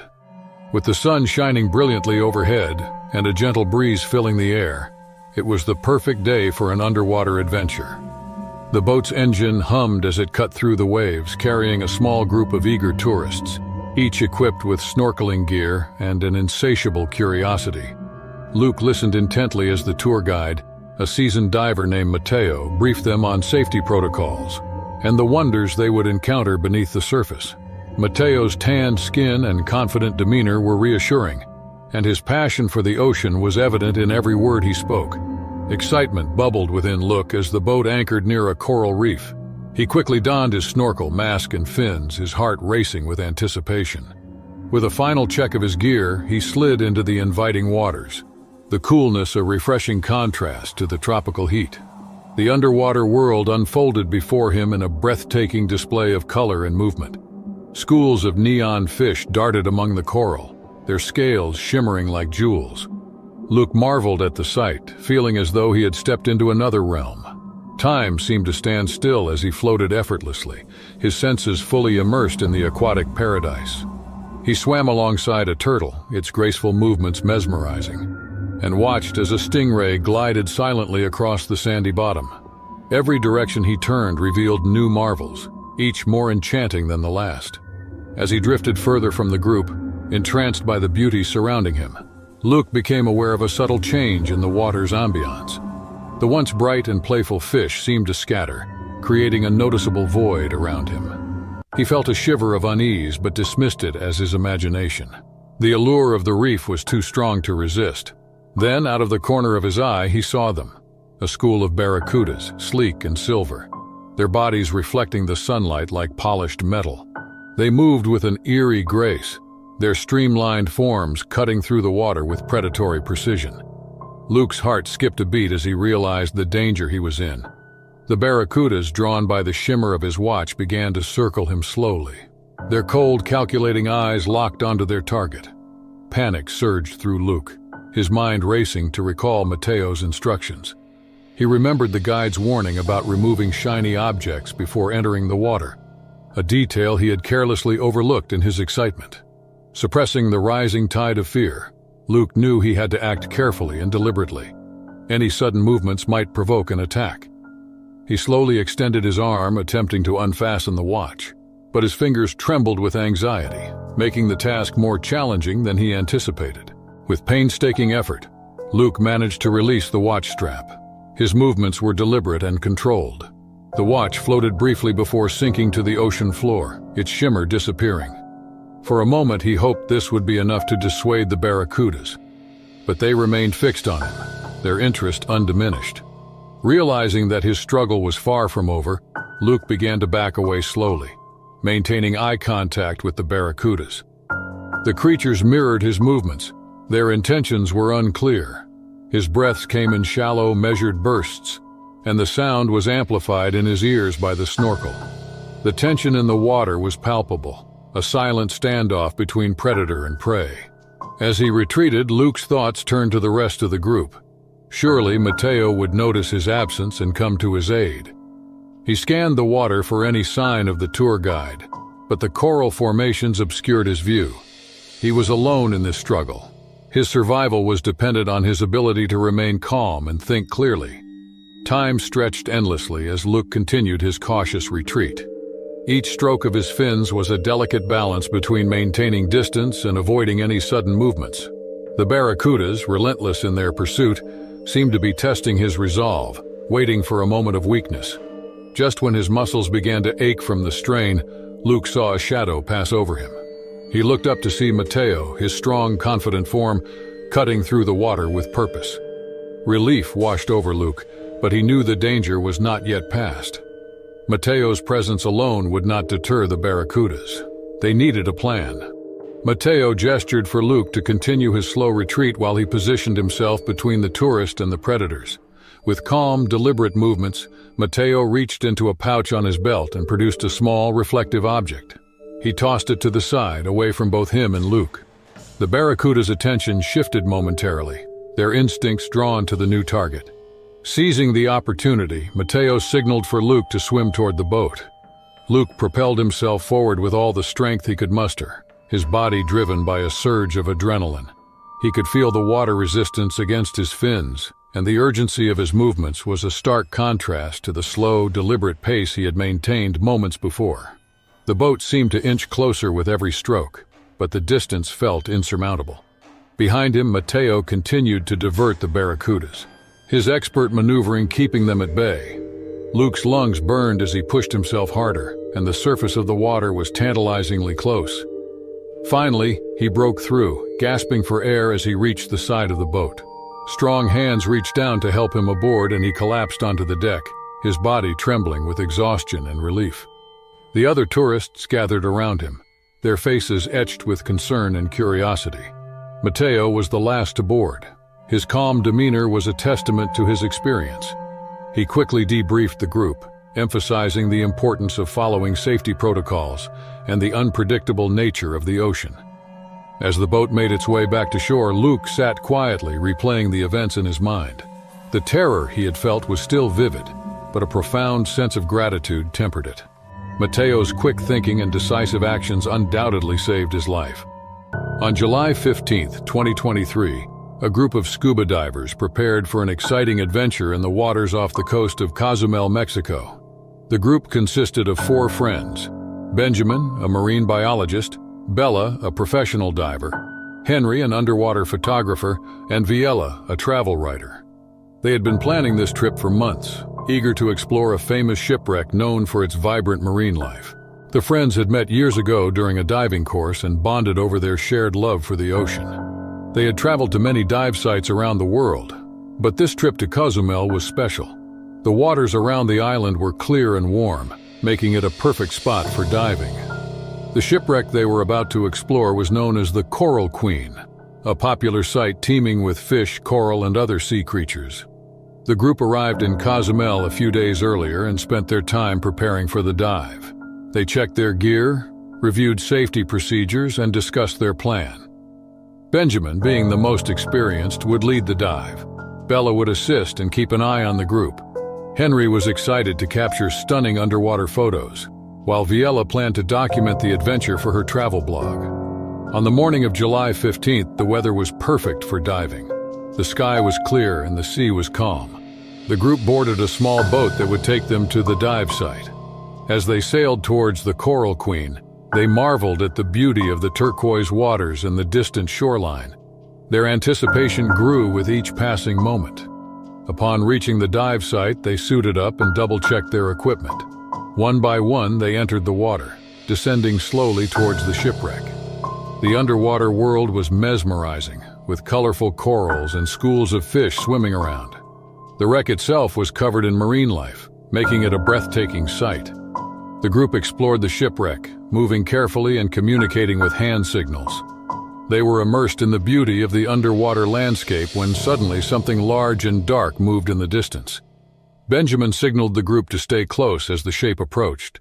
To their astonishment, an unusually large manta ray appeared, its wingspan much wider than any they had seen before. At first, the divers were thrilled by the sight of the majestic creature. However, the manta ray's behavior quickly changed. It began to circle the group aggressively, its movements fast and erratic. Benjamin realized that the manta ray was mistaking them for threats. The creature's powerful tail lashed out, creating strong currents and making it difficult for the divers to stay together. Panic set in as the manta ray charged towards them, using its size and strength to intimidate them. The divers knew they had to escape. Using their underwater communication devices, Benjamin instructed the group to stay calm and follow his lead. The situation had become dangerous, and their only goal now was to reach the surface safely. Benjamin led the way, signaling the group to follow him towards a nearby reef. The manta ray continued its aggressive behavior, its tail creating powerful waves that pushed the divers around. Bella stayed close to Henry and Viella, ensuring they kept together. The group moved as quickly as possible, their hearts pounding as they tried to escape the enraged manta ray. As they swam towards the reef, the manta ray charged again, forcing them to change direction. Benjamin pointed towards a narrow crevice in the reef, hoping it would provide some protection. One by one, the divers squeezed through the tight space, the manta ray too large to follow them directly. They found a momentary refuge, catching their breath and planning their next move. Benjamin used his underwater communication device to guide the group towards the surface. He knew they needed to ascend slowly to avoid decompression sickness, but the manta ray's presence made it a challenge. The group stayed close together, moving cautiously through the water. The manta ray, unable to reach them in the crevice, circled above, waiting for another opportunity to attack. The divers inched their way upwards, their eyes constantly scanning for the manta ray. It remained a menacing shadow above them, its movements unpredictable and aggressive. As they ascended, Benjamin led them along the reef, using its cover to protect them from the manta ray's attacks. Finally, they reached a shallow area where the reef met the open water. The manta ray continued to circle, but it was less aggressive in the shallower depths. Benjamin signaled the group to make their final ascent. They moved upwards in unison, careful to stay within sight of each other. As they broke the surface, relief washed over them. They were battered and exhausted but alive. The boat was nearby, and the crew quickly helped them aboard. The divers collapsed on the deck, catching their breath and processing the terrifying experience. The boat sped back to shore, the coastline of Cozumel growing closer with each passing moment. Once on land, the divers were checked by medical staff and found to be unharmed, though shaken by the ordeal. They shared their story with the local dive community, their encounter with the aggressive manta ray becoming a tale of caution and survival. The experience had left a lasting impact on the group. Benjamin, Bella, Henry, and Viella realized how unpredictable the ocean could be. They had faced a powerful and unexpected threat, but had managed to escape through teamwork and quick thinking. The adventure tested their skills and strengthened their bond as friends. Back in their hotel, the group reflected on their dive. They were grateful to be safe and for the support they had received. The memory of the manta ray's attack would stay with them, a reminder of the ocean's power and the importance of respecting its inhabitants. As they prepared to leave Cozumel, they knew this trip would be one they would never forget. The story of their harrowing escape would be shared with friends and family, a testament to their bravery and the challenges they had overcome in the beautiful but sometimes dangerous waters of Mexico. On a warm summer day, the sun shone brightly over the azure waters off the coast of California. The beach was a haven of laughter and joy, filled with families, couples, and groups of friends making the most of the idyllic weather. Among them was a group of friends who had come to escape the monotony of their daily lives. Emily, a vibrant young woman with an infectious smile, led the group. Her friends, drawn to her adventurous spirit, eagerly followed her lead as she proposed a swim in the inviting ocean. The group got to the beach, changed their clothes, and plunged into the calm waters, their laughter echoing the gentle waves. They swam and splashed, their carefree joy palpable to anyone who watched.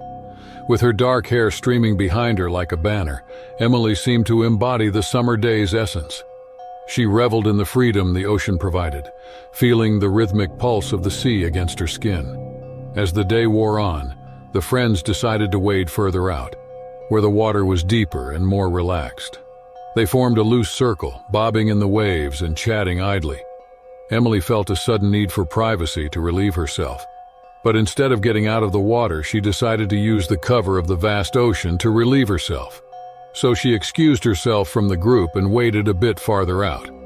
Unbeknownst to Emily and her friends, a pod of orcas had been hunting nearby. With their striking black and white markings, these magnificent creatures moved with an eerie grace through the water. Their target was a school of fish scattered in a frenzy, the orcas weaving through them with lethal precision. Unaware of the silent drama beneath the waves, Emily found a secluded spot. She floated there for a moment, enjoying the solitude and the vastness of the ocean around her. She had always felt a deep connection to the sea, drawn to its mystery and beauty. She closed her eyes, letting the gentle rocking of the waves soothe her while she relieved herself. Suddenly, the calm was shattered. One of the orcas, a large male, had detected a new scent in the water. Unlike the fish they had been hunting, it was a scent that piqued its curiosity and triggered its predatory instincts. Oblivious to the danger, Emily began to make her way back towards her friends.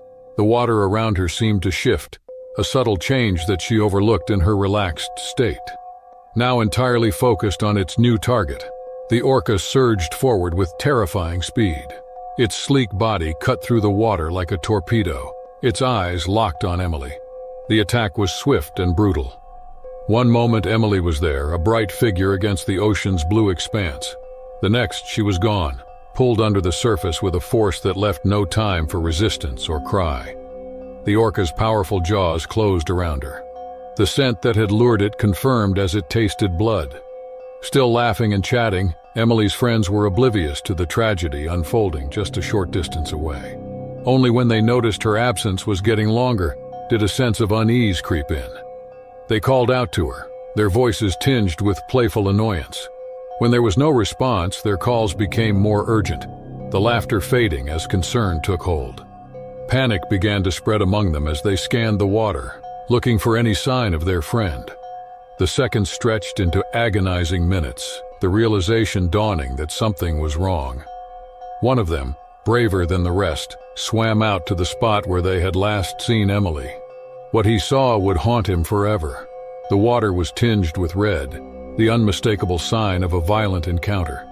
He shouted to the others, his voice breaking with the weight of the words he couldn't quite form. The group converged around him, their fear becoming despair as they understood the gravity of the situation. They screamed for help, their voices carrying over the water to the beach, where others began to notice the commotion. Lifeguards sprang into action, their training kicking in as they raced to the scene. Once relaxed and carefree, the beachgoers watched in stunned silence, the day's joy replaced by a sad tension. The lifeguards dove into the water, searching for any sign of Emily.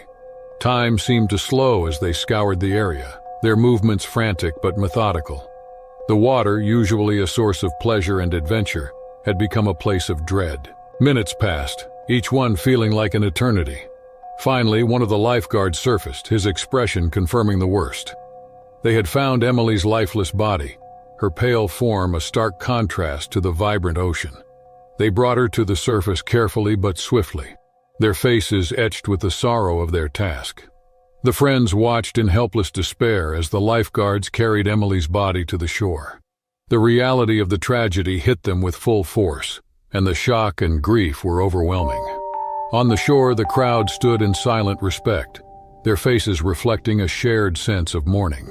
The lifeguards laid Emily's body gently on the sand, covering her with a blanket as if to protect her from the world that had suddenly turned so cruel. The paramedics arrived, but there was nothing they could do. The orca's attack had been swift and fatal. The news spread quickly, the story of the tragic accident casting a shadow over the sunny day. Reporters spoke to witnesses, their questions probing the raw emotions of those who had been there. The beach, once a place of joy and laughter, had become a site of mourning and reflection. Emily's friends remained by her side, their grief a palpable presence. They held each other, finding solace in their shared pain. The shock of the event had left them numb, their minds unable to process the reality of what had happened.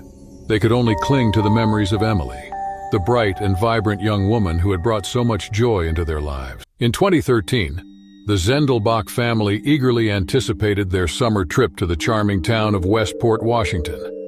Nature enthusiasts Arvin and Myrna Zendelbach and their teenage kids Kellen and Sienna were thrilled to explore the Pacific Northwest's stunning landscapes. They looked forward to immersing themselves in the region's craggy coastlines, lush forests, and rich array of sea life. This adventure promised a break from their routine and a deeper connection with the raw beauty of nature, making memories that would last a lifetime.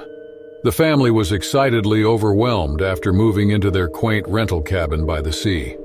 16-year-old Kellen had already compiled a list of local trails and aquatic adventures, while 13-year-old Sienna, enchanted by a documentary, was eager to see whales in the wild. This vacation promised unforgettable experiences for all. During breakfast with pancakes and coffee, Arvin excitedly announced he had planned a whale-watching tour, much to Sienna's delight. On the day of the expedition, they boarded the Cetacean Explorer, captained by the seasoned Caspian Halverson and his experienced crew, adding a special touch to the family's adventure. As the boat sailed into the open sea, the team highlighted different seabirds and sea creatures, enriching the passengers' understanding of the local marine ecosystem. Sienna especially was captivated, eagerly looking out for whales on the horizon.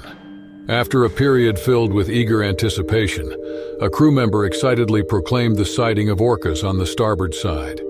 The family and other tourists hurried to see, mesmerized by the sight of the orcas as they elegantly moved through the water near the boat. Caspian skillfully steered the boat to allow a closer look while maintaining a respectful distance, a decision that seemed to intrigue the orcas, who began to swim close to and around the boat playfully. However, the mood shifted when the orcas started to display erratic behavior, encircling the ship in what appeared to be an attempt to hurt it. Caspian quickly noticed the change and decided to return to shore. Yet the orcas became more aggressive as the engine started, forcefully hitting the boat's hull. The unexpected violence threw the passengers into a state of alarm as Caspian and his crew tried to navigate away safely, employing emergency measures. Arvin, leveraging his background as a marine biologist, attempted to stay composed, remembering similar accounts of orcas acting aggressively when feeling threatened, especially in defense of their territory or young. Despite efforts to deter them with air horns and flares, the boat continued to be harassed by the relentless orcas. Amidst the turmoil, Sienna spotted a disturbing sight, an oily substance contaminating the water. Her observation made the family understand that the orcas were likely aggravated due to their habitat being polluted by an oil spill, possibly due to a recent shipping incident or drilling error. Realizing the dire situation, Arvin recognized the orcas' aggression would stem from the distress over their contaminated environment and jeopardized food supply. This revelation spurred the Zendelbachs and the crew to swiftly secure everything on board, bracing themselves against the orcas' continued aggressive behavior. Caspian urgently signaled for help, hoping rescuers would arrive before their crisis worsened. The orcas, motivated by a deep-seated urge to safeguard their domain and young, maintained their aggressive behavior. The boat tossed wildly, causing passengers to grasp at anything they could, their hands clenched in terror. Abruptly, a towering wave swept across the front of the vessel, soaking the deck and sending water rushing toward those on board. Instinctively, Kellen shoved his sister to safety, absorbing most of the force himself. Witnessing her brother being carried away by the violent waves, Sienna was paralyzed by fear. Despite her urge to jump in after him, Arvin restrained her, aware of the danger the nearby hostile orcas posed. The ensuing moments were filled with panic and urgency. The crew initiated a search and rescue effort, deploying a lifeboat and combing the sea for Kellen. Myrna and Sienna clung to each other, hoping for his safe return. Just when it seemed all was lost, a shout was heard. Kellen had been found, frantically signaling for help while clinging to driftwood. The rescue team hastened towards him, overwhelmed by relief and excitement. Once Kellen was safely on board the lifeboat, the orcas mysteriously withdrew, their hostility vanishing as swiftly as it had appeared. The family reunited with Kellen, their tears reflecting both joy and thanks. Following this event, authorities investigated the oil spill, pledging to pursue justice against those behind the ecological catastrophe that had nearly cost lives. The Zendelbachs, though shaken, were thankful to be alive and chose to end their vacation early to head home. This incident profoundly affected them, highlighting the delicate interplay between humans and the environment, and our actions' impact on the world. Departing Westport, Sienna looked thoughtfully out the window, her mind on the splendid orcas and the polluted waters that had endangered them. She silently committed herself to environmental protection and the preservation of wildlife, determined to prevent similar disasters. While the incident was terrifying, it ignited a profound respect for the natural world within the Zendelbach family. The ordeal left them emotional scars, but these wounds became lasting reminders of the urgent need to protect our planet's fragile ecosystems. Their harrowing experience transformed their perspectives, instilling a deep commitment to environmental stewardship. The family vowed to advocate for preserving nature, understanding that their encounter was a stark lesson in the delicate balance of the world's ecosystems. This newfound mission to safeguard the environment became a cornerstone of their lives, inspiring them to make sustainable choices and educate others about respecting and protecting the natural world. Hunter, a seasoned wildlife photographer, had always been captivated by the raw, untamed beauty of the world's most dangerous environments. This time, his quest for the perfect shot had led him deep into the murky swamps of northern Australia. Hunter had heard tales of the giant saltwater crocodiles that ruled these waters. These apex predators, remnants of a prehistoric age, were notorious for their stealth and ferocity. Undeterred, he pressed on, driven by the hope of capturing an image that would encapsulate the primal power and majesty of these ancient beasts. His journey into the swamp began at dawn. Hunter moved with a careful, deliberate pace, his camera equipment meticulously packed and slung over his shoulders. Every step was calculated to avoid disturbing the delicate ecosystem beneath his feet. He was acutely aware of the risks, but his passion for photography and the promise of a once-in-a-lifetime shot fueled his determination. As the hours passed, the swamp grew denser and darker. The tangled roots of mangrove trees formed a labyrinthine network, and the waterlogged ground made each step a battle. Hunter's senses were on high alert, with every splash and ripple in the water drawing his attention. He knew he was venturing deeper into the territory of the crocodiles, and the thought both thrilled and unsettled him. By midday, Hunter reached a secluded area of the swamp that seemed almost untouched by human presence. The water here was a murky brown, hiding whatever lurked beneath its surface. He found a small clearing and decided to set up his equipment, hoping that patience would reward him with a sighting. As he adjusted his camera, the silence of the swamp became more pronounced. It was a silence that felt heavy, as if the swamp itself was holding its breath. Hunter's instincts prickled with a sense of foreboding, but he dismissed it as nerves. He had been in dangerous situations before and had always come out unscathed. This would be no different, he assured himself. Hours ticked by with no sign of movement. Just as Hunter was beginning to consider packing up, a subtle disturbance in the water caught his eye. He focused his lens on the spot, his heart pounding with anticipation. A moment later, he saw it, the unmistakable outline of a massive saltwater crocodile, its eyes barely visible above the surface. Hunter's breath caught in his throat. The creature was magnificent, a living relic of a time long past. He snapped several photos, each click of the shutter echoing in the stillness. The crocodile seemed to sense his presence, its eyes locking onto him with a cold, calculating gaze. Hunter knew he had to be cautious. Any sudden movement could provoke an attack. As he continued to photograph the crocodile, he became so absorbed in his task that he failed to notice the subtle changes around him. The air grew heavier and the shadows deeper. The crocodile began to move slowly at first, then at increasing speed. It was only when Hunter saw the full length of its body breaking the surface that he realized the danger he was in. Panic surged through him as the crocodile launched itself from the water with terrifying speed. Hunter's survival instincts kicked in, and he grabbed his camera bag, flinging it toward the beast. The bag struck the crocodile's snout, momentarily distracting it. Hunter used the precious seconds to scramble to his feet and run, his heart pounding in his chest. The swamp, which had seemed so serene earlier, now became a treacherous obstacle course. Every step was a struggle as he fought through the thick underbrush and waded through the murky water. Hunter's mind raced as he tried to devise a plan. His camera equipment was his only weapon, and he knew he had to use it wisely. He stopped briefly to catch his breath and grabbed his tripod, ready to use it as a makeshift spear. The crocodile was closing in, its massive jaws snapping shut with a bone-chilling sound. With a surge of adrenaline, Hunter thrust the tripod towards the crocodile's eyes. The creature recoiled, giving Hunter another precious moment to escape. He turned and ran, each step a desperate bid for survival. The swamp seemed to conspire against him, with every root and vine threatening to trip him up. Despite his growing exhaustion, Hunter pushed on, driven by sheer willpower. The dense foliage offered some protection, but he knew he couldn't let his guard down. The crocodile was a persistent hunter, and any mistake could be fatal. As night began to fall, the swamp transformed into an even more menacing landscape. The darkness was nearly impenetrable, and Hunter had to rely on his senses to navigate. He knew he couldn't stop.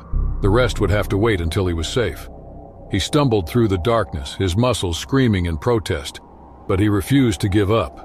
Hours later, Hunter finally reached a small, elevated patch of land. He collapsed to the ground, breathing heavily. The crocodile was nowhere to be seen, and he dared to hope that he had escaped its relentless pursuit. He lay there, exhausted and injured, but alive. As he rested, Hunter's thoughts turned to his ordeal.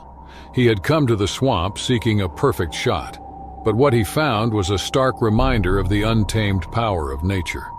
The encounter had tested his limits and pushed him to the brink, but it had also reignited his passion for the wild. He knew he would never forget the experience, and the images he captured would serve as a testament to the raw beauty and danger of the world's most formidable landscapes. With the first light of dawn, Hunter rose, wincing at the pain in his limbs. He gathered what remained of his equipment and began the arduous journey back to civilization. The journey back was long and grueling. Hunter's injuries slowed his progress, and he had to navigate through the same treacherous terrain that had nearly claimed his life. Each step was a struggle, but he pressed on, driven by the need to survive and tell his story. By the time he emerged from the swamp, he was a changed man. The experience had left its mark, both physically and mentally. He had faced one of the most dangerous predators on the planet, and he lived to tell the tale. The photographs he had taken would be a testament to his ordeal, capturing the raw, untamed beauty of the swamp and the primal power of its apex predator. On April 5, 2023, off the coast of Destin, Florida, Jake Thompson, a fisherman in his early 40s, set out on a solo deep-sea fishing trip. Jake had spent most of his life on the waters around Florida.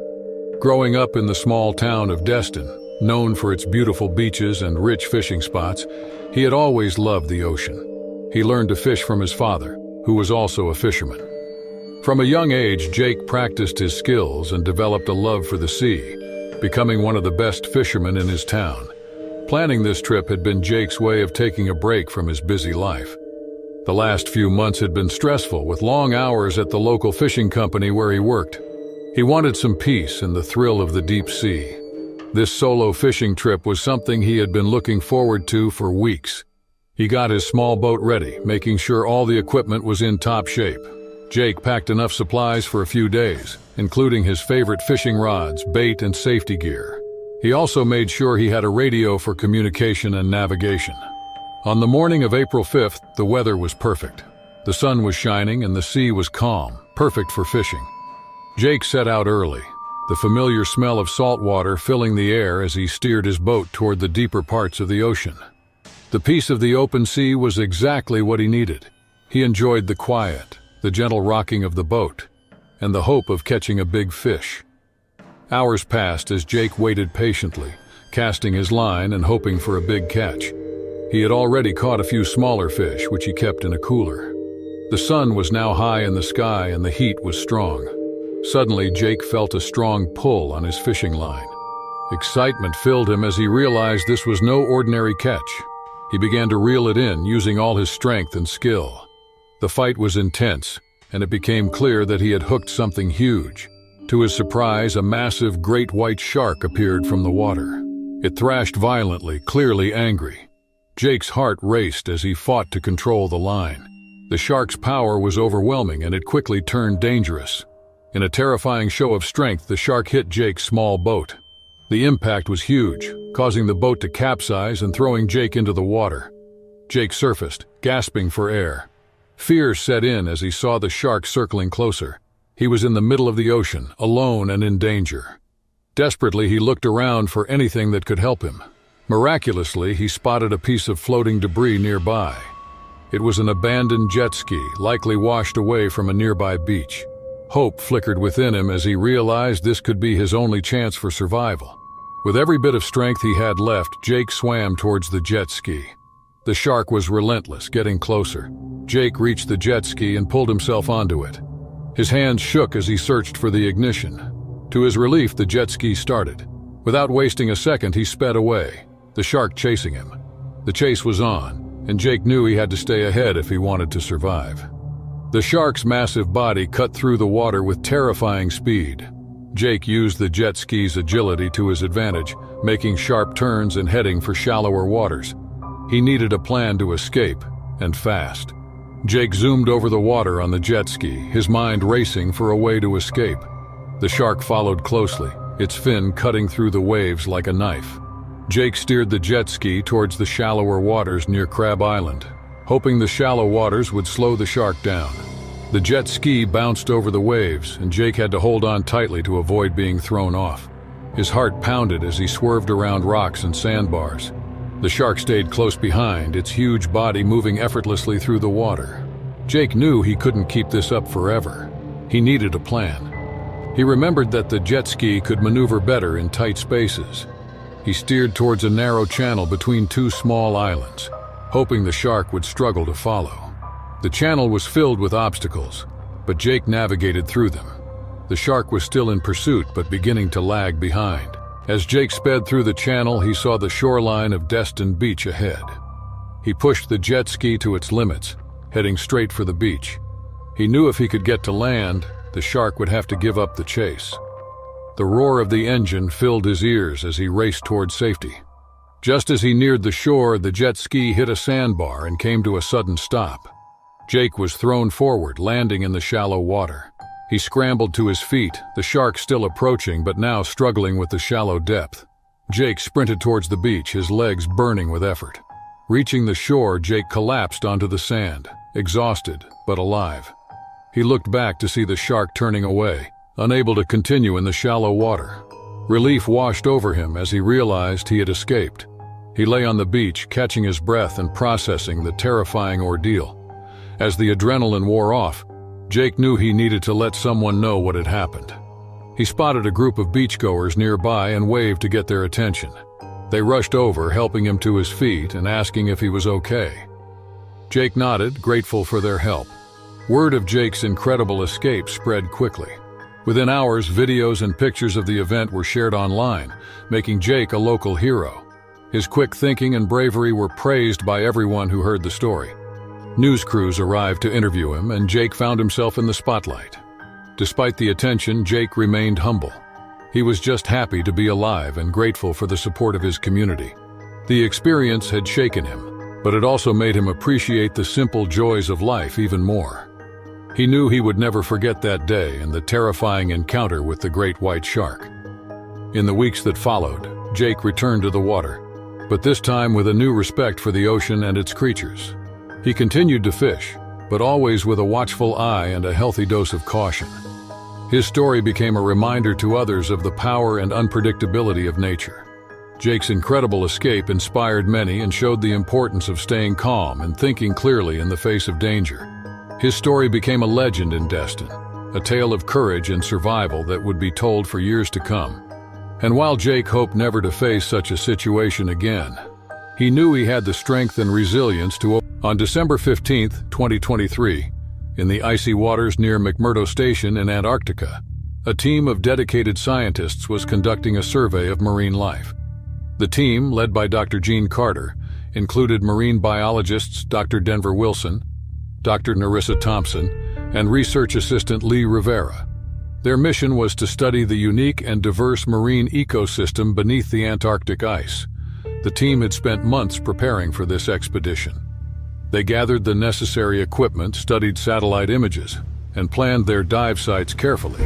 The harsh conditions of Antarctica presented significant challenges, but their passion for marine biology and the desire to uncover the secrets of the icy waters drove them forward.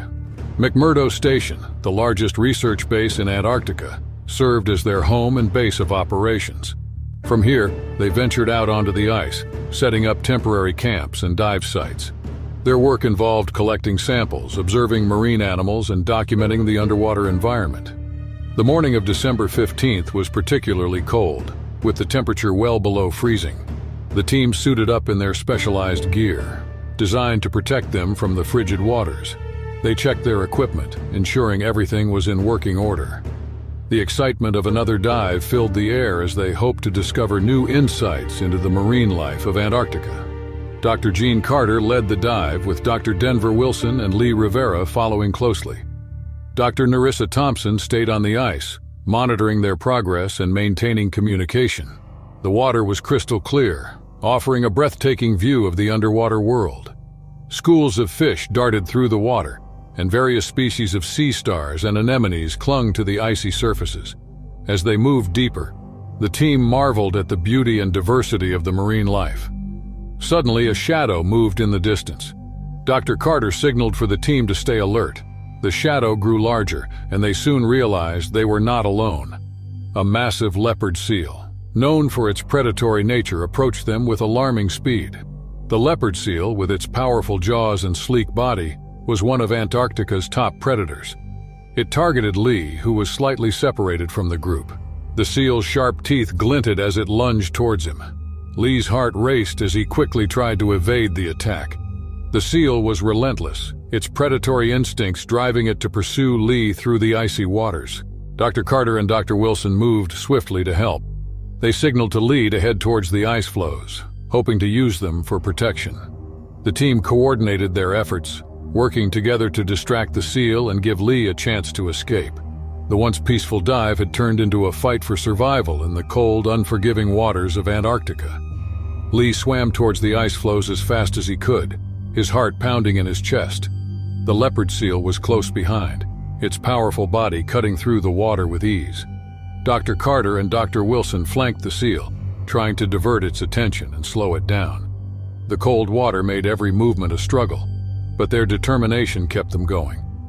Reaching the ice floes, Lee used them as a barrier, quickly maneuvering between the large chunks of ice. The seal lunged at him, but the ice provided a temporary shield. Lee's mind raced as he tried to think of a way to reach the surface safely. The seal was relentless, circling around and looking for an opening to attack. Dr. Thompson, monitoring from above, saw the urgency of the situation. She signaled the rest of the team on the ice to prepare for a rescue. The team quickly set up ropes and pulleys, ready to pull Lee out of the water as soon as he reached the surface. The minutes felt like hours as they watched the intense struggle below. Underwater, Dr. Carter and Dr. Wilson continued their efforts to distract the seal. They used their lights and equipment to create disturbances in the water, hoping to confuse the predators. The seal momentarily shifted its focus, giving Lee a small window of opportunity to move closer to the surface. Lee, exhausted but determined, pushed himself towards the opening in the ice where the team was waiting. He could see the ropes dangling into the water, a lifeline to safety. The seal, sensing its prey was escaping, made one last aggressive charge. Lee dodged, narrowly avoiding the sharp teeth. With a final burst of energy, Lee reached the ropes. The team above pulled with all their strength, lifting him out of the water and onto the ice. Dr. Carter and Dr. Wilson quickly followed, their faces a mix of relief and exhaustion. The seal, frustrated, retreated into the depths, its pursuit finally over. On the ice, the team wrapped Lee in warm blankets and checked for injuries. He was cold and shaken, but otherwise unharmed. The team members shared a moment of silent gratitude, knowing how close they had come to a disaster. They had faced one of Antarctica's top predators and managed to escape with their lives. Back at McMurdo Station, the team reflected on the day's events. The encounter with the leopard seal was a stark reminder of the dangers of their work. Despite the risks, their dedication to studying the unique marine life of Antarctica remained strong. The experience had tested their skills and strengthened their bond as a team. The story of their close call spread quickly, becoming a tale of courage and quick thinking. The team's coordinated effort and determination had saved Lee's life, a testament to their training and teamwork. As they prepared for future dives, they carried the lessons learned from this encounter, ever mindful of the powerful and unpredictable nature of the Antarctic waters. In 2009, in Antarctica's vast icy realm, an endless stretch of cold beauty, Averick Gunnarsson and his wife Katrina embarked on an expedition to push their bravery and survival skills to the limit. Both were seasoned kayakers and nature lovers, and they had dreamed of navigating through the unexplored waters of the Earth's most southern land.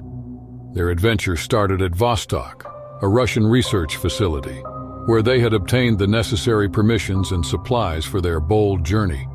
With their kayaks prepared and spirits buoyed, they began their voyage into the expansive clear waters around the frozen continent. The initial days of their journey were profoundly stunning.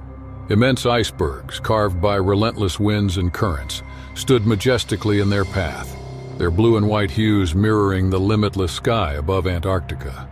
The couple enjoyed the isolation, with the sporadic call of a skua or the far-off spout of a whale as their only interruptions. Yet, as they delved further into this frosty world, an unsettling feeling started to take hold. The sea turned rougher, and the wind carried a colder, more cutting edge. While pausing on a small stony islet during one of their daily breaks, they encountered a creature that would soon become their most formidable challenge. A lean, strong shape emerged from the water, its mighty jaws grabbing at an unwary penguin too close to the surface. Katrina, recognizing the distinct patterns of a leopard seal, an apex predator in these icy seas known for its unmatched aggression, gasped in alarm. Averick, always prudent, quickly got his wife back into their kayaks, and they rapidly paddled away from the seal's territory. Unbeknownst to them, this was just the start of an intense ordeal challenging their courage and desire to persevere. As time passed, the duo pressed forward through a labyrinth of ice formations and dangerous waters. Yet they couldn't escape the feeling of being relentlessly pursued, as if an invisible hunter stalked them from the depths of the icy ocean. Their unease turned into terror when the leopard seal emerged again, its immense form slicing through the waters with alarmingly rapid movements. This time it set its sights directly on the kayakers, signaling a clear threat. They had unknowingly invaded its territory, and it was ready to defend its home fiercely. The seal's first assault came swiftly and without mercy, striking Averick's kayak with enough force almost to overturn it. Katrina's cries echoed in the cold air, a harsh reminder of the peril they had unwittingly become part of.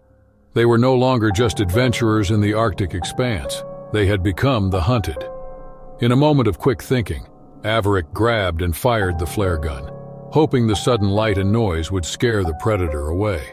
Initially, it seemed to retreat, shocked by the flare. However, the relief was fleeting. Driven by instinct, the seal resumed its aggressive behavior, encircling the kayakers and making sharp, menacing dives at them, its teeth dangerously close. Exerting all their strength, Averick and Katrina paddled fervently, aiming for the comparative safety of their base camp on the Antarctic coast. However, as they advanced, the seal's attacks became more frequent and ferocious.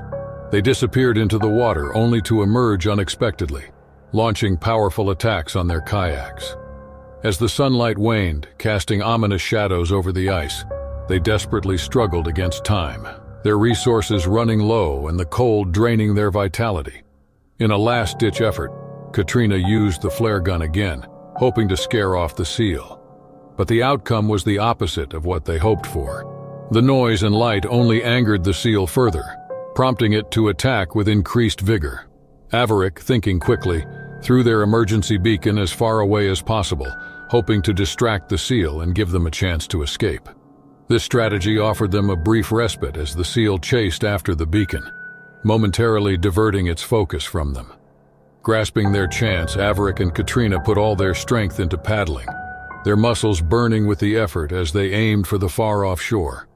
When they finally thought they had reached the haven of their base camp, the seal surged from the water again, its unyielding chase pressing them to their physical limits.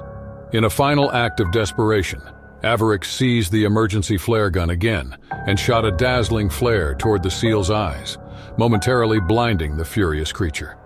This strategy succeeded, and the dazed seal withdrew. plunging below the cold waves as Averick and Katrina made it to the rocky embrace of the base camp.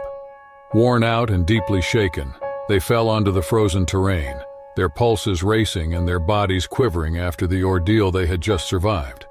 Over the following days and weeks, their dramatic survival story against one of nature's fiercest predators circulated rapidly among the Antarctic research circles.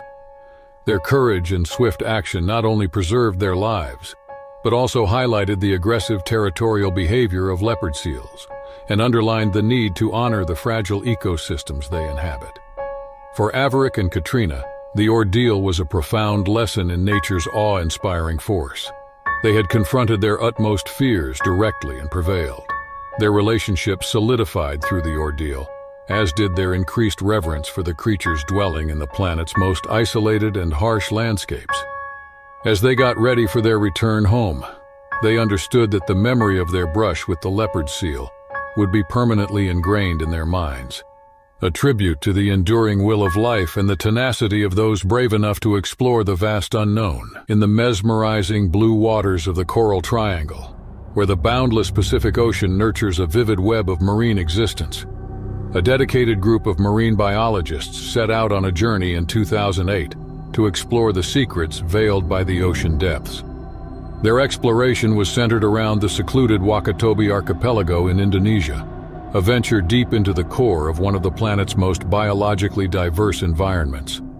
Ananta Suryanarayana led the expedition. She is a veteran scientist whose lifelong fascination with the sea's mysteries has positioned her as a leading figure in coral reef conservation. She was accompanied by her esteemed colleagues, Kadita Ramaswamy and Jambavan Chandrasekhar, each characterized by a distinct set of skills and a shared commitment to protecting marine life. With the break of dawn painting the calm seas, the team equipped themselves with diving gear and embarked below the waves, eagerly anticipating the marvels ahead. Known for its extraordinary coral landscapes bursting with life, the Wakatobi Archipelago attracts scholars and nature lovers worldwide due to its beauty and diversity. Over several days, the group rigorously documented the thriving ecosystems present within these waters. They gathered extensive data on the health of corals, monitored the varied fish populations, and studied the intricate interactions that supported this aquatic haven. Despite the challenges, their efforts were driven by a deep respect for nature and an earnest ambition to safeguard its delicate splendor for future eras to cherish. However, on the seventh day, their exploration took an unexpected, dramatic turn, testing their courage and resourcefulness to the utmost. While Kadita delicately retrieves samples from a particularly lush section of coral, she accidentally provokes a hidden nest of dangerously venomous sea snakes within the reef's crevices. In an instant, a snake launched forward, embedding its venomous fangs into her arm. Though her cries were lost in the water, the horror in Kadita's eyes spoke volumes, marking the beginning of a dire struggle for survival. Ananta and Jambavan quickly sprang into action, fueled by adrenaline and dread, as they grasped the dire nature of the situation before them. With agility and urgency, they lifted Kadita onto the deck of the research ship, their thoughts racing to remember the correct first aid response for snakebite poisoning. The criticality of time was evident as the deadly venom streamed through her bloodstream, posing a severe threat to her life. Ananta swiftly located the anti-venom package, her fingers shaking as she readied the crucial serum. However, a shocking realization struck them. The package had sustained damage, making the anti-venom ineffective. A deep sense of fear enveloped the group at that moment, realizing they were far from any medical help on an isolated island with a severely poisoned team member and no way to use the anti-venom. Jambavan leaped to contact the mainland, but their remote location and limited gear presented insurmountable challenges. They were met with only static and silence, deepening the sense of solitude and urgency that overwhelmed them. As Kadita's health quickly worsened, Ananta and Jambavan tirelessly tried to stabilize her, applying pressure wraps and delivering whatever essential medical assistance they were able to. Yet as time went by, the venom's deadly impact became increasingly evident, and the possibility of losing their colleague became a stark reality. Driven by desperation and determination, Ananta made a bold choice. They would leave their research vessel behind, to try and make it to the closest populated landmass, braving dangerous seas and the constant threat of more snake attacks. Securing Kadita in the small rubber dinghy, they set off on an arduous trek, driven by pure willpower and the deep connection of friendship that united them. They maneuvered through complex coral systems and against challenging currents, their muscles aching from the effort and their focus unwaveringly on the mission to reach safety in time. Occasionally, sea snakes appeared, their sleek bodies slicing through the water, a constant reminder of the risks that loomed. Despite everything, Ananta and Jambavan's resolve did not waver. Their spirits were bolstered by an unyielding resolve and a deep-seated passion for the sea that had initially brought them together. Finally, as despair almost took hold, their eyes caught the glimmering beaches of a far-off island, a ray of hope amidst the endless ocean. Energized for one last effort, they steered the raft toward the land, their spirits soaring with relief and thankfulness as they stepped onto the firm ground. Through the tireless efforts of Ananta and Jambavan, administering makeshift first aid and pressure wraps, they managed to slow the spread of the venom long enough to reach the safety of the nearby island. Once there, their resourcefulness and Kadita's inner strength enabled her to fight off the effects of the deadly toxins until proper medical attention could be secured. Though the road to recovery was arduous, Kadita's indomitable spirit, coupled with the steadfast support of her friends, ultimately allowed her to overcome the evil attack, emerging from the ordeal with a renewed appreciation for life and a deeper bond with those who risked everything to save her. In the following days, while waiting for rescue and caring for Kadita's recovery, the trio pondered the difficult journey they had survived. The sea snakes, once admired for their grace and beauty, now stood as a stark reminder of the sea's immense force and the delicate nature of human life against the backdrop of nature's sheer power. Yet, through this ordeal, their bond had become more robust, surpassing the limits of scientific endeavor and knitting them together in an unyielding connection of camaraderie and deep respect for the natural world they had committed to safeguarding. A rescue crew swiftly evacuated the trio efficiently, ensuring Kadita received the necessary medical attention while safely transporting the weary but resilient scientists back to the mainland. As they left the Wakatobi archipelago behind, their hearts were filled with the lessons of their ordeal, but lifted by a renewed zest for life, realizing that their purpose had evolved. They were no longer just onlookers, but protectors of the mysterious and magnificent domain beneath the waves, a domain that called for respect, humility, and a steadfast dedication to maintaining its fragile equilibrium for future generations.